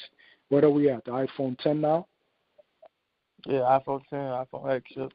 Yeah, so like how is humanity keeping up with the advancement of these different technological mechanisms that we utilize on a daily basis? I think that in a lot of respects, Iblis represents man, and the Adam that Iblis refused to bow down to is technology. I mean, it's a mythology, so there's different ways that one can recontextualize the mythology, and the mythology will be just as true in those different contexts. So I just explored the myth as it relates to black people in relation to the other races of the planet, and now we're exploring that same mythology within the context of all of humanity's exploration with the whole realm of technology. Hold on a minute. Yeah. No. Yeah, sorry about that. So, so like that's another theme. Like Iblis did not want to bow down to Adam because he knew that he was a higher order of being, a higher level of being. His thing was, Adam came from the mud, whereas he is an extension of the smokeless fire, which, I perceive, to be a reference to a different element in and of itself. But, we can go into that depending on what your future questions are. But to get more to the point, people kind of frame the dialogue to be like, is it man or is it technology? Can we strike a balance between both? I think that we can, as long as, Adam knows that Iblis is the higher order of being, not Iblis bowing down to the lesser order of being. There's a group of people, there's a technocracy that wants Iblis to bow to Adam, that wants to achieve, quote-unquote, singularity, where man is merged with machine being the overseer and the sort of the caretaker of man, where man is put in a recessive role and then the machine, the technology moves more to the forefront. I don't agree with that model. I think that technology is a great thing, but I think that there needs to be a development of human beings so that the technology is in its proper place. And that proper place is not being bowed to, but serving the needs of the people. Like, people shouldn't be serving technology. Technology should serve people. So it isn't Iblis's, it's not right for him to bow to Adam. No, that is backwards. Adam should bow to Iblis, And people might disagree with that. They might agree with that. It depends on where you see yourself within that equation. I know that I'm a person with, when you go all the way back to my soul seed, like, I'm a celestial being. I'm a descendant of celestial beings. So I'm not identifying as the one who came from, the mud. I'm identifying with the one who came from that higher realm, that smokeless fire.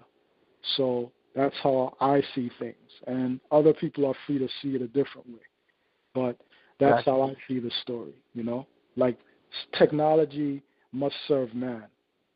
Man serving technology is backwards. And only an unnatural being would want man to serve technology. And we must be mindful of that. And that's really interesting to say that, man. I'm having a little mini epiphany over here. And it's crazy how, based upon who's telling the story, you'll have different perspective on it. So, when the black man tells the story of Iblis/Lucifer, he sees himself as the fallen one, the person who's primed for redemption.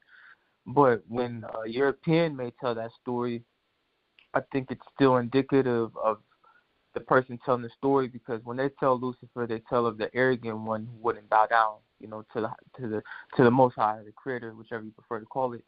And as you were saying earlier in our dialogue, right. But I just want to highlight this while you're talking. It wasn't that he didn't respect the Creator or Allah. What he didn't do is put himself on a subservient level of another aspect of creation, right? But they reform the narrative where it becomes, Lucifer, Iblis didn't, respect God. No, Iblis didn't want to bow to you, because they're identifying themselves as that being. So it becomes incumbent upon them to see themselves as a reflection of God's will and intent. So if you don't acknowledge them, then you're against the will of God. See, that's how they took the story, and they changed it to reflect their stature and their status in the world. Mm-hmm. But we got to do that based upon how it relates to our story and reclaim that and recapture that. And I think one of the first people to like really restructure that whole narrative was what was his name? I think it was John Milton, the author of Paradise Lost, where he kind of like took that Lucifer figure and made that figure into a figure of rebellion, of revolution. You know what I mean? Kind of like, to put it in like a historical context, the Black Panthers. To put it in a comic book context, the X-Men. Like this, being that is, public enemy number one, so to speak. But at the same time is really advocating and contesting something for a respectable reason. Mm-hmm. Yeah. Yeah, and I think kind of saying the same thing here, if I understand you correctly. One thing I was trying to convey about the illest thing of Lucifer is that, and them trying to damn the story to a certain degree, they've become the Lucifer that they vilify themselves. When you talk about natural beings, the black man being the original man, the natural being of this planet, when he's in tune with the natural way of life, and then you have this European who has traditionally been against it, and he's saying, I'm not going to bow down to that natural way of life. You see what I'm trying to get at? So in one sense, he tried to vilify this mythological person, and now he's become that, but in a different, perspective. Does it make sense what I'm trying to say? Kind of, yeah. Like he's, kind of like in that, like he's showing his hubris, like his arrogance in his own right and being dismissive. So he's in that way embodying what he's already demonized. Yeah, I definitely can see that too. That's why mythology, like I always say this about mythology, there's nothing more true than mythology. And it's kind of ironic because in the colloquial understanding of what mythology is, mythology is something that is not real, but it is the epitome of reality because there is no mythological story that conveys the seed of what the story is always true. It's always true. It's really just a matter of how you choose to look at it. I would even go as far as to say that mythology is more true than history because history is often told from the perspective of those who are able to finance and preserve the narrative. Like a lot of the history that we get from our, books that we study history through textbooks in high school and junior high school and elementary school and college and all levels of higher learning. But all of that history that we get in book form is based and extracted from the history as it was recorded, as it was happening through the newspapers. But who owns the newspapers? Do the people own the newspapers, or do people with millions of dollars, people who are considered the power elite, do they own the newspapers? They own the newspapers. So history is being told to us from the vantage point of those who are the architects and the social engineers of the society. And that is not necessarily the true reflection and record of what is going on within the society. And I'm not just talking about modern Western society. It's been this way for thousands of years. The people who rule the society control the narrative. Period. That's the way it's been. If you're talking about United States of America in 1985, 2018, or ancient Kemet in 2080, 803, whatever. Like, that's what it is, and yeah, I mean, I think that's something for us to keep in mind, who controls the story, and making sure that we are in touch with the essence of what a mythology is bringing across to us. Because even as I'm talking, to you right now in real time, I'm just, also acknowledging we looked at the Lucifer myth in the context of the black man and his relationship to the rest of the world. Then we looked at it as, humanity in relation to technology. You can also look at it as technology in relation to nature. Right. The natural environment. Because, if we really want to get to it on the ultimate level, on the most ultimate of ultimate level, Iblis is not even the black man. It's not even humanity. It's nature. That is the real light bearer. Right. I mean, you go to a beautiful park with like a sprawling grassland, beautiful trees and flowers, and you got the butterflies fluttering about. You see kids playing in the distance. Somewhere if you walk over, you see like a natural waterway with blue, not green, but blue water.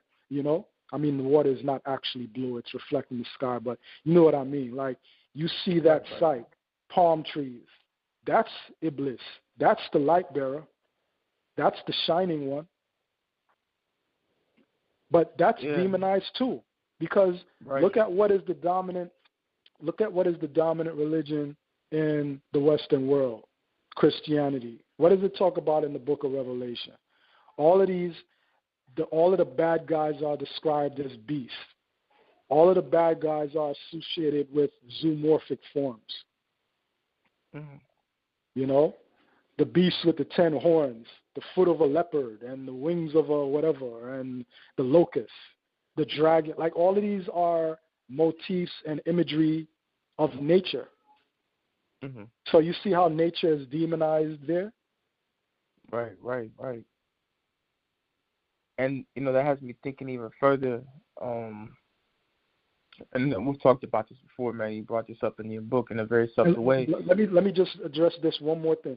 Like, look how nature is being exploited through the use of genetically modified, foods, where, you have plants that have no seeds, so that you have to go back to a food manufacturer to get the seeds, and you can't get the food, extract the seeds from them and plant for yourself. You have to keep going back. So it's kind of like, it's really criminal, It's kind of like you have this woman who is full of virtue. She's gorgeous to look at. She's so beautiful. She's beyond beautiful. She's voluptuous. She's curvaceous. But in all of her good looks and beauty, she is a sweet woman, very giving, very virtuous. And she's being slutted out by some pimp who's trying to make her his bottom bitch.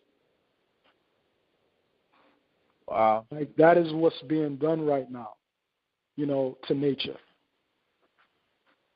Yeah, and that's what I was going to say, man. I think we're on the same frequency right now, for real, because I'm thinking of Iblis and how it's relative, to the black woman as well. Of course, because she's the oldest woman on the planet. Right. Without question.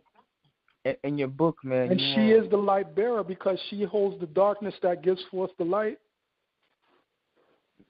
Like I said, the greatest man the humanity has ever known came out of that dark womb.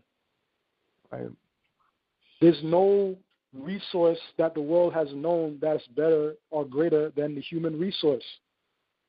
From whose soil does that come from? Black pussy. Pardon my language. Yeah. Yeah, man. Yeah. And I'm not saying that and I'm not saying, I want to make it clear because, you know, I know how motherfuckers be thinking and how they trying to, like, you know, frame certain things, man. I already got a woman. I ain't saying what I'm saying because I'm trying to get, you know, a woman interested in me. Like, women been interested. You know what I'm saying? Like, it ain't even about that. I got a woman already. Like, that's what it is. I'm saying that because I am a person who studies and examines reality from all different levels, and I report what I see as I see it. How I see it may not be the ultimate form of reality. I don't give a fuck. My job, my drive, I shouldn't even say my job, my drive, because my job comes from what my drive is innately. My drive is to convey and share what I'm seeing. And if you see what I'm seeing and that resonates with you, then we can move together, or you can move on your own but still move in the same spirit and, you know, do what you need to do, you know. But that's how I see things. This is not me pandering to appeal to a certain demographic, you know, because I ain't even coming at nobody like that. It's just what it is, you know. Right. You know, Indeed. I just had to say that because I know you got some suckers out there who are gonna try to make it seem like, oh, well, you know, he is just trying to, you know, pander to the ladies. Nah, like, this is what it is. Like I just said, it ain't just that. This mythology has multiple layers, and they're all true. Right. Yeah. And, you know, that makes me think of something I learned very early when I started, you know, studying the life sciences is symbols. You know, symbols have infinite meanings, and I think that was the genius of our people to be able to take symbols and convey them in mythology story form. That way, like you're saying, it has multiple layers. You know, whoever picks up the book can get what they need from it. But going back to you know, women, black women being personified in Luciferian mythology, you did something in your book, man, where I don't think I've ever seen somebody do it before, where in this current day and age, you know, there's a big question mark on what it means to be a man or a woman. You know, you got the concepts of gender fluidity, transgender, transhuman, and all these things, man. But I can't remember the name of the chapter, but you placed women in such a way where you showed they had value and things that were inherently natural to them. How did you even get to that understanding, you know, kind of like you were saying earlier, you know, for a large majority of us, we've seen nature/black women, really all women on the planet, kind of be whored out. And because them being whored out, not that it's natural, but it has become so normalized, it's hard for us to conceive a woman of being worth in any other, in any other manner. You know, how did you even conceive a woman, you know, being significant in the way that you presented it? You see where I'm trying to go with this? Yeah, I kind of see where you're going with it. I'm going to answer that to the best of my knowledge based upon how I understand your inquiry. And if I am not addressing anything in particular, you can stop me and we can revisit it and go over it again. I look at all of that as being really reflective of a person's inability to find value in what they cannot control or own. It's a question of this idea of personal ownership and a question of only finding value in what you can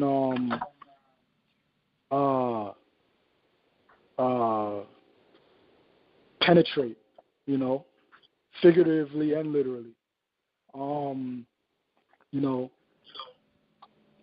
just to make it examine it from like a more basic standpoint, you know, it is conceivable to me, and it is a part of my experience to be able to look at a woman across from me and recognize her value without me having the intention of having sex with her. In other words, I'm able to recognize that there might be a value there that does not include that experience. Now, I'm not coming at this from the standpoint of some type of ascetic monk who is, dealing with, we'll transcend the flesh, and the flesh is, something that takes us away from our spirituality, and we want to transcend that. Like, no, I'm not a Gnostic, a Western Gnostic, nor am I a Neoplatonic individual, which, if we're talking about them, they're kind of like one and the same. Western Gnosticism, as many people understand it with its demiurge, is really an extension of Neoplatonic thought. But, we can get into that another time. Or rather, people can just buy the book and see how I go in and just take that apart in like a few pages. Without there's really no comeback to what I'm saying with that. Like, Western Gnosticism, as we know it, is really it's really the product of cave trauma and living in a natural environment that is adverse to one's existence. So the whole of the natural environment becomes demonized as something that should be hated and should be escaped. You look at traditional African spiritual values and belief and systems throughout the continent, not just in West, South, East Africa, but like all over. Like, they don't demonize the environment. They don't demonize the world as this place to escape from. I challenge anybody to go to a text or a body of knowledge that comes directly from the Africans themselves, not what later people came afterwards and translated and infused with their own cultural perspectives. Because anytime, you have an alien people looking at another people's, values, there's a level of projection that takes place where they automatically infuse their own cultural values into what the other people are saying, even though that's not what the people intended.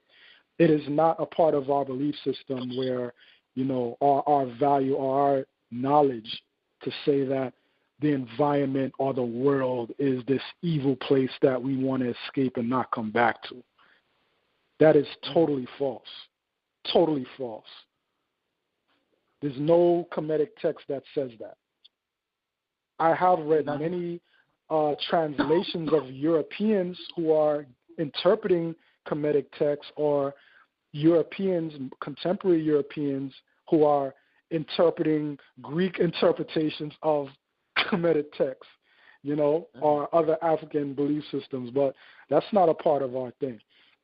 But anyway, like, I just went off on a tangent right there. But, like, what was the original thing that we were just discussing? Was it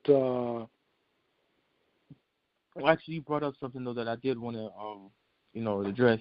To play devil's advocate, wouldn't somebody say, and this is just coming from somebody who's, been experienced with the European perspective on it, but for the Book of the Dead, or for, coming forth by day and night, couldn't somebody say, that whole book is dedicated towards death and escaping this reality, or, the preparation of escaping this reality?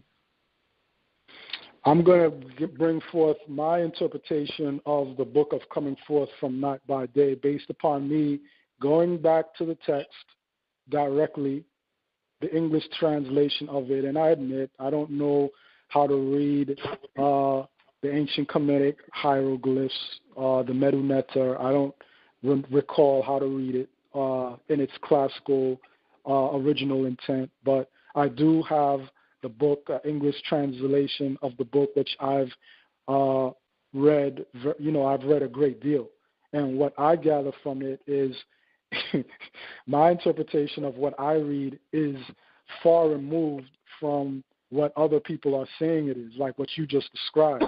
What I'm reading is that these gods, quote unquote gods, well, I mean, we didn't even use that term, but these expressions of nature are actually your own ancestors, or people within your own family line who can correspond to the archetype that particular nature or force of nature represents.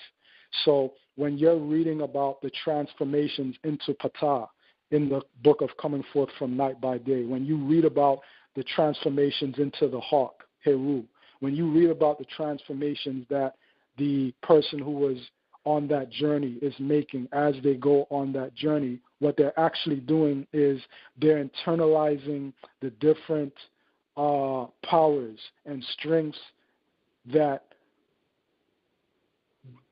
different members of their family line had, so that they can come into the full power of themselves.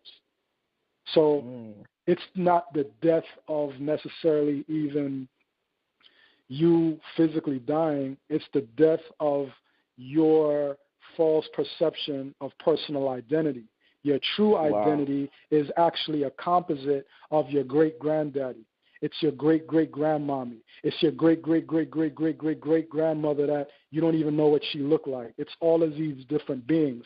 And what the book of Coming Forth by Day is they use these gods, we'll say use that word because, you know, people kind of have an idea of what that means, but really we're talking about intelligent expressions of nature, the intelligence of nature that has been individuated into different archetypes. These are different people within your genetic line, and the gods are placeholders that allow you as an individual in the distant future. And when I say the distant future, I'm not talking about 2017. I'm talking about as a person in ancient Kemetic back then, looking back at their ancestors and be able to have a place marker to understand the powers and the attributes of that particular ancestor. So let's say, for example, you got an uncle who passed away. He was very eloquent and articulate in giving advice, dropping that wisdom on you. You know, being that, you know, kind of like another father figure, so to speak, but he's not your father, he's your uncle, you know, sharing that wisdom for you. He would be Tahuti.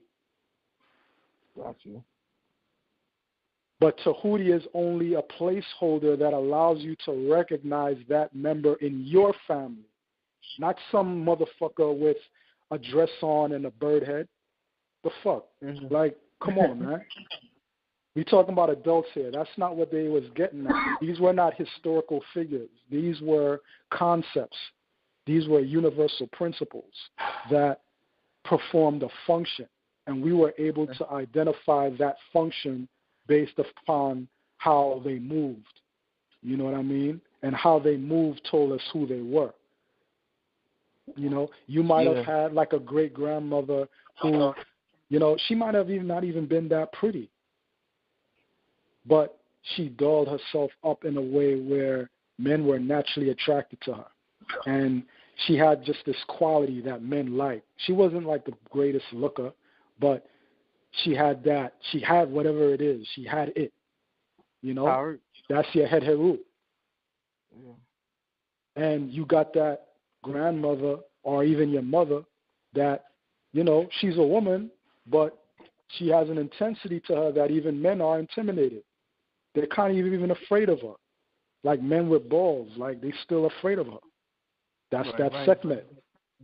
Yeah. But these are all people in your family. So when you connect with them through rituals and acknowledging them and talking about them and giving them light, lighting a candle, putting some water out for them with like a picture or just saying their name or just feeling their presence, if you don't even know what they look like or what their names were, then you're reaching that point where you're able to tap into your power, because your identity is not just one person. You are the culmination of billions of people.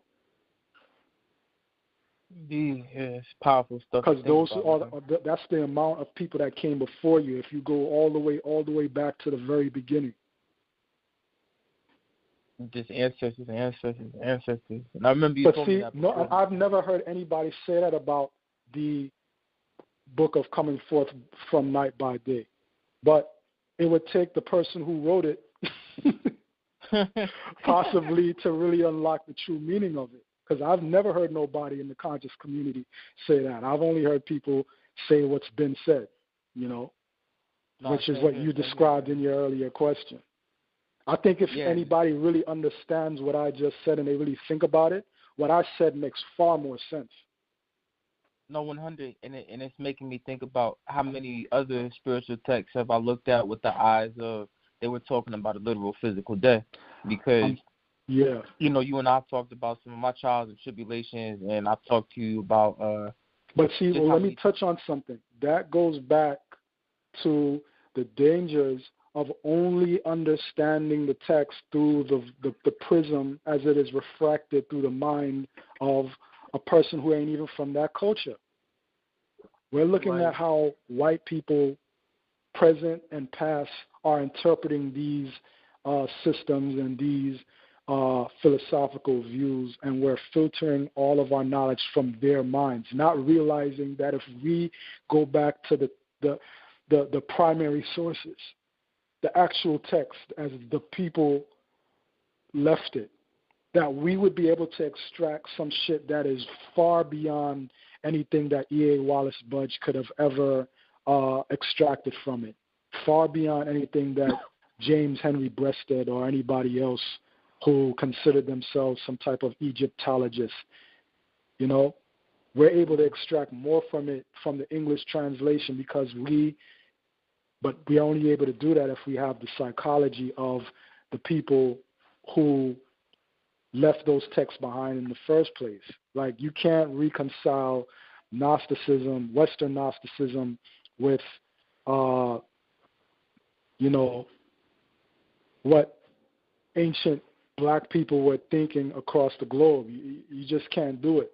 I mean, if you really want to get into it, the real custodians of true Gnosticism, as it was originally intended, is the Rastaman. That's the Gnostic. If you ain't on some Rasta shit where you're dealing with things from a standpoint of revering nature, revering the natural environment, having a love for humanity as a whole, and just living a simplistic life of, health and, just being a decent person, a loving person, that real Rastaman. I'm not just talking about somebody with dreadlocks, but a true Rastaman. That's the real Gnostic. Right. That other shit is bullshit. Because a Gnostic is a knower, and the only knower is the one who realizes that nature is on our side. It's not working against us. Yeah, man. The closest thing to the demiurge is the true God of the Catholic Church, which I talk about and explore in my book. But other than that, man, like saying, oh yeah, this world is, against us, bullshit. Right. And for the whole flat earth crew, like, the white man is not the one who taught us about the world being a spherical globe. You can read Golden Age of the Moor, the essay written by Wayne Chandler. Go to page 166 in the book. It tells you that teaching was that the world is an oblate sphere, that it's global, spherical in shape. That came from the Moors. And the Moors learned that from other black people who were in the area that we now call India. So what are we saying now? That the Moors are agents of the demiurge who are trying to get us tricked up and fooled into buying into this fake reality, the Matrix? Get the fuck out of here, man. Bullshit. Bullshit. I just gave a text that really shows where the reality of it comes from. Like, nature, this is what it is. This is the reality. This is the deific force. When you sit down and you eat some good food and you feel good inside, that's coming from the earth. It's coming from the planet. Yeah, man. That's the God. I would say it just has me thinking about... Or rather a reflection of that higher intelligence that we are expressions of in our own right. Indeed. I was going to say, man, it just has me thinking of, early in the conversation I said, since I was 20, I felt like that was a lifetime ago, right? Mm-hmm. So kind of what you're getting at with the explanation you just put forth, we really do go through spiritual deaths within this ritual of life. And, yes. That's why I say happy rebirthday. Right. Because the whole idea is for you to become a new person that you wasn't the previous year. Indeed, man. And the more and more I think about revelations and stuff like that, I realize, and it's all the cliche things you hear people say, the knowledge itself is the most important knowledge you can have. But the revelations is a personal experience. It's not, and maybe it will happen one day. It's a collective consciousness thing. But I realize that revelations is something that happens on the individual level. And like you were saying, the people you assimilate with, will be the kingdom come that you're searching for. So, yeah, man, that's a powerful, thought-provoking stuff, man. I only got a little bit of time left, and I don't know if there's anything we can really top it with that you just presented, man. I'm gonna have to sit on that and think about it for a while. Yeah, man, this is cool. We talked about the book vaguely, man. I didn't want to, take away from people who haven't got away or haven't got an opportunity to read it yet. But just know that the things we talked about in this conversation are really just the tip of the iceberg. I think you said it in the past, man. It's gifted with you our words in the oral aspect. You're even better when it comes to writing. And if you found, some jewels here, once you sit down and actually read the book, you're going to be far more impressed and, find things that resonate with you. But with that said, man, that's really all I got to say, brother. Is there anything else you wanted to add? I just want to say to the people of the world, but also more specifically to black people, don't feel discouraged. I know you can look at your news feed and you look at what's going on in the world and you just shake your head and be like, dang, man, it's like we defeated. It ain't that, man. Like, more and more people are becoming aware of certain things. It may not manifest itself in the way that we would like at this time, where you walk out your door and everybody is walking around with an ankh chain. Like, it ain't about that. Saying Hotep, beloved sister, Hotep, beloved brother. It ain't about that. But a lot of people are reevaluating how they look at things. Like, I'm even seeing it in the popular culture in terms of, just hearing different interviews with, like, blacks in popular culture who pretty much the larger black community takes its marching orders from, and noticing how they're talking different, Like, there's a lot of changes that are being made, like these people are sounding more like me and you. Right. And that's because a lot of them are listening to people like you and I, They may not be listening to us specifically, but they're listening to people who think like us and sound like us, and that is a great thing. Because in them having a certain level of access to the world at large, having a certain stage, a platform, and them just speaking on things in a very basic way, like it still has an impact in a way of moving humanity forward. You know what I mean? Even with, Rihanna, having a comedic tattoo, something as simple as that. Somebody might look at it and say, what's that? Maybe I need to, look further into, what those ancient Egyptians was talking about, And who's to say how many people was even, put on to the knowledge just by her tattoo? Right. You know what I mean? Like, we kind of, say things about celebrities and, this and that, but just look at everything within its proper context, and the work is being done.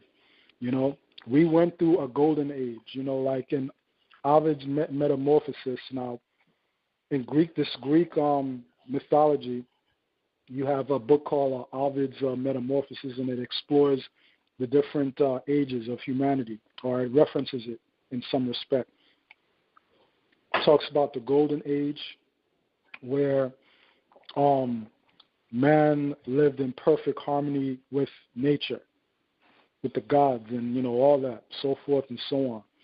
Then you have the silver age, where things get to become a little shaky. Not really bad, but it's a drop down from the golden age. Then you get to the bronze age, where chaos is reigning supreme. You know what I mean? And then you get to the iron age, where it's the climax of that chaos, where it's like reaching epic proportions. So just as you have those 4 ages that correspond to different metals in the earth, which even there represent the treasures of darkness, right? Right. Those 4 metals correspond to 4 seasons: wintertime, summertime, springtime, fall. So there was a time when we were in the summer. Everything was warm, everything was beautiful. Come out with your shorts, your tank top. You don't got to put on, like the long johns and put like goobs and gobs of lotion all over your body. Get that asteroid, And then from there, you get into the fall, where, the leaves start falling off the trees, and you can't appreciate the lush greenery that you see in the plant life as you did in the summer. The fall brings about the fall, which corresponds again to the mythology we were just exploring through Iblis and Lucifer. The fall season is where the fall happened. So you go from summer to the fall, then full on into winter. It's freezing cold out now. It ain't nice. It's snowing. You shivering. It ain't. There's certain things you can't do that you were able to do during the summertime. You don't see the birds, chirp.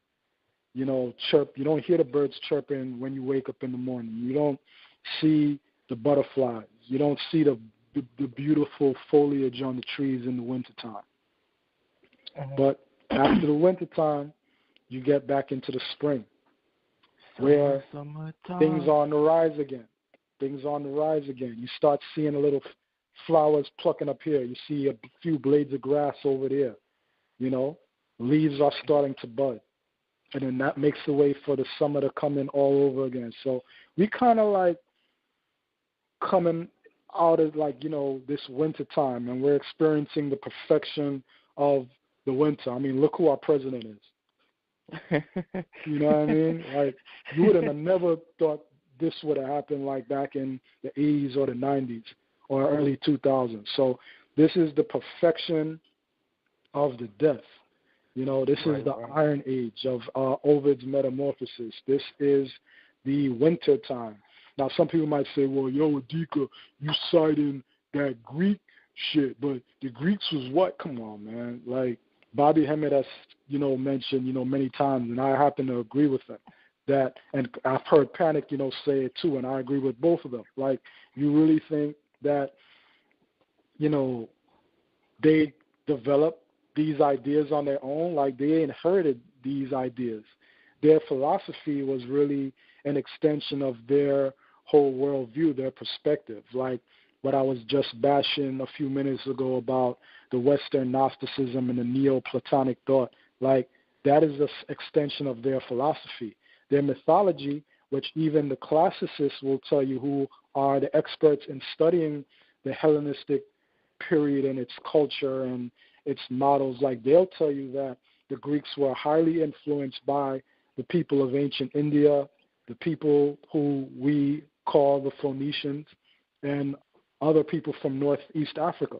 So to say that, oh, well, you talking about some Greek shit, like, study world history, like, I think really get into the roots of what things come from. So I'm citing that because there's truth in it. It doesn't matter who it comes from. There's truth in it, and it should be valued with knowledge of the fact that it didn't come from those people. Those were just the people who recorded it. Now, there's different ages, like I said, and we need to just recognize that this is all a cycle. And, we're moving back towards the summertime again. We just got to weather the storm, take care of our business. I know that's easier said than done because I go through my tough times. I'm sure you do too, and we all do. But you keep going, and then you look back and you be like, oh, shit, I've made some progress. Nigga, we made it. Yeah, exactly. So we just keep moving on that note, and it's all good. Indeed. If you could, man, people may not have it, share your information so they can know where to find you at. They can find the book at mindglowbooks.com. That's www.mindglowbooks.com. Now, despite what I've shared with you in this conversation with the listeners, the brilliant ideas that we've both explored, some people may question, well, all right, I'm liking what I'm hearing, but can this brother actually write? The fact that he's an award-winning writer is not enough to convince me. You can go to my blog, which is kind of like my mixtape, so you can see how I move, how I get down, and just keep in mind that the blog is what I give for free. So imagine what I give when you are paying for it. My blogs are probably better than most of the new lectures that are coming out today. I don't say that out of arrogance. I'm very critical of myself, but that's just what it is. There's great information out there now, but none of it is better than my best blogs. It's just what it is. Go to the website and see for yourself. ThirdEyeMax.net. Third, that's ThirdEye, Max, MAX.net. That's my Mind Glow Media blog. Fire. Great information. I can verify that for sure. And it's not because I'm on it. Conveying original thoughts. I'm not parroting Phil Valentine. I'm not parroting Bobby Hemmett. I'm not parroting Delbert Blair. I'm not parroting Brother Panic. I'm not parroting A.A. Rashid. I'm not parroting Brother Azazel. I'm sure that there are many things that I've referred to that those other brothers have touched on, but when you read my work, you can clearly see that I am coming at it from my own perspective. You can feel it. You can see it. There will be things that you'll see that you didn't see anywhere else. Just as there are things that I've mentioned and referenced in this conversation that you haven't heard anywhere else. It's just a continuation. So check that out. Get at me. I'm here. The work is good. It's quality, and I highly recommend people to get that book because it's one of the best books of our era on the subject matter as it relates to spirituality and divinity and black people, moving into a space to reclaim that, but speaking to a newer generation because although I was inspired by the classics, I know that a lot of people of your generation, Chris, and people who are even younger than you are not going to relate to some of those books that I read just based upon how they were written, like they'll relate to my book. But the thing is that my book doesn't just, state some of the things that was in those books, but it changes the conversation and recreates the narrative in such a way where it speaks to the needs of a new generation and a current generation. So that's where it's at, man. Indeed. Well, as always, brother, man, thanks for taking the time to sit down and do this with me. Like I said, it always allows me a moment to look back where you and I both are, how we've grown. So, thank you for your mentorship, man. As your junior, infinitely proud of you, man, to see this work put forth. And I look forward to the next year and everything we got coming up, man. Yeah, bro, and thank you for being a teacher for me.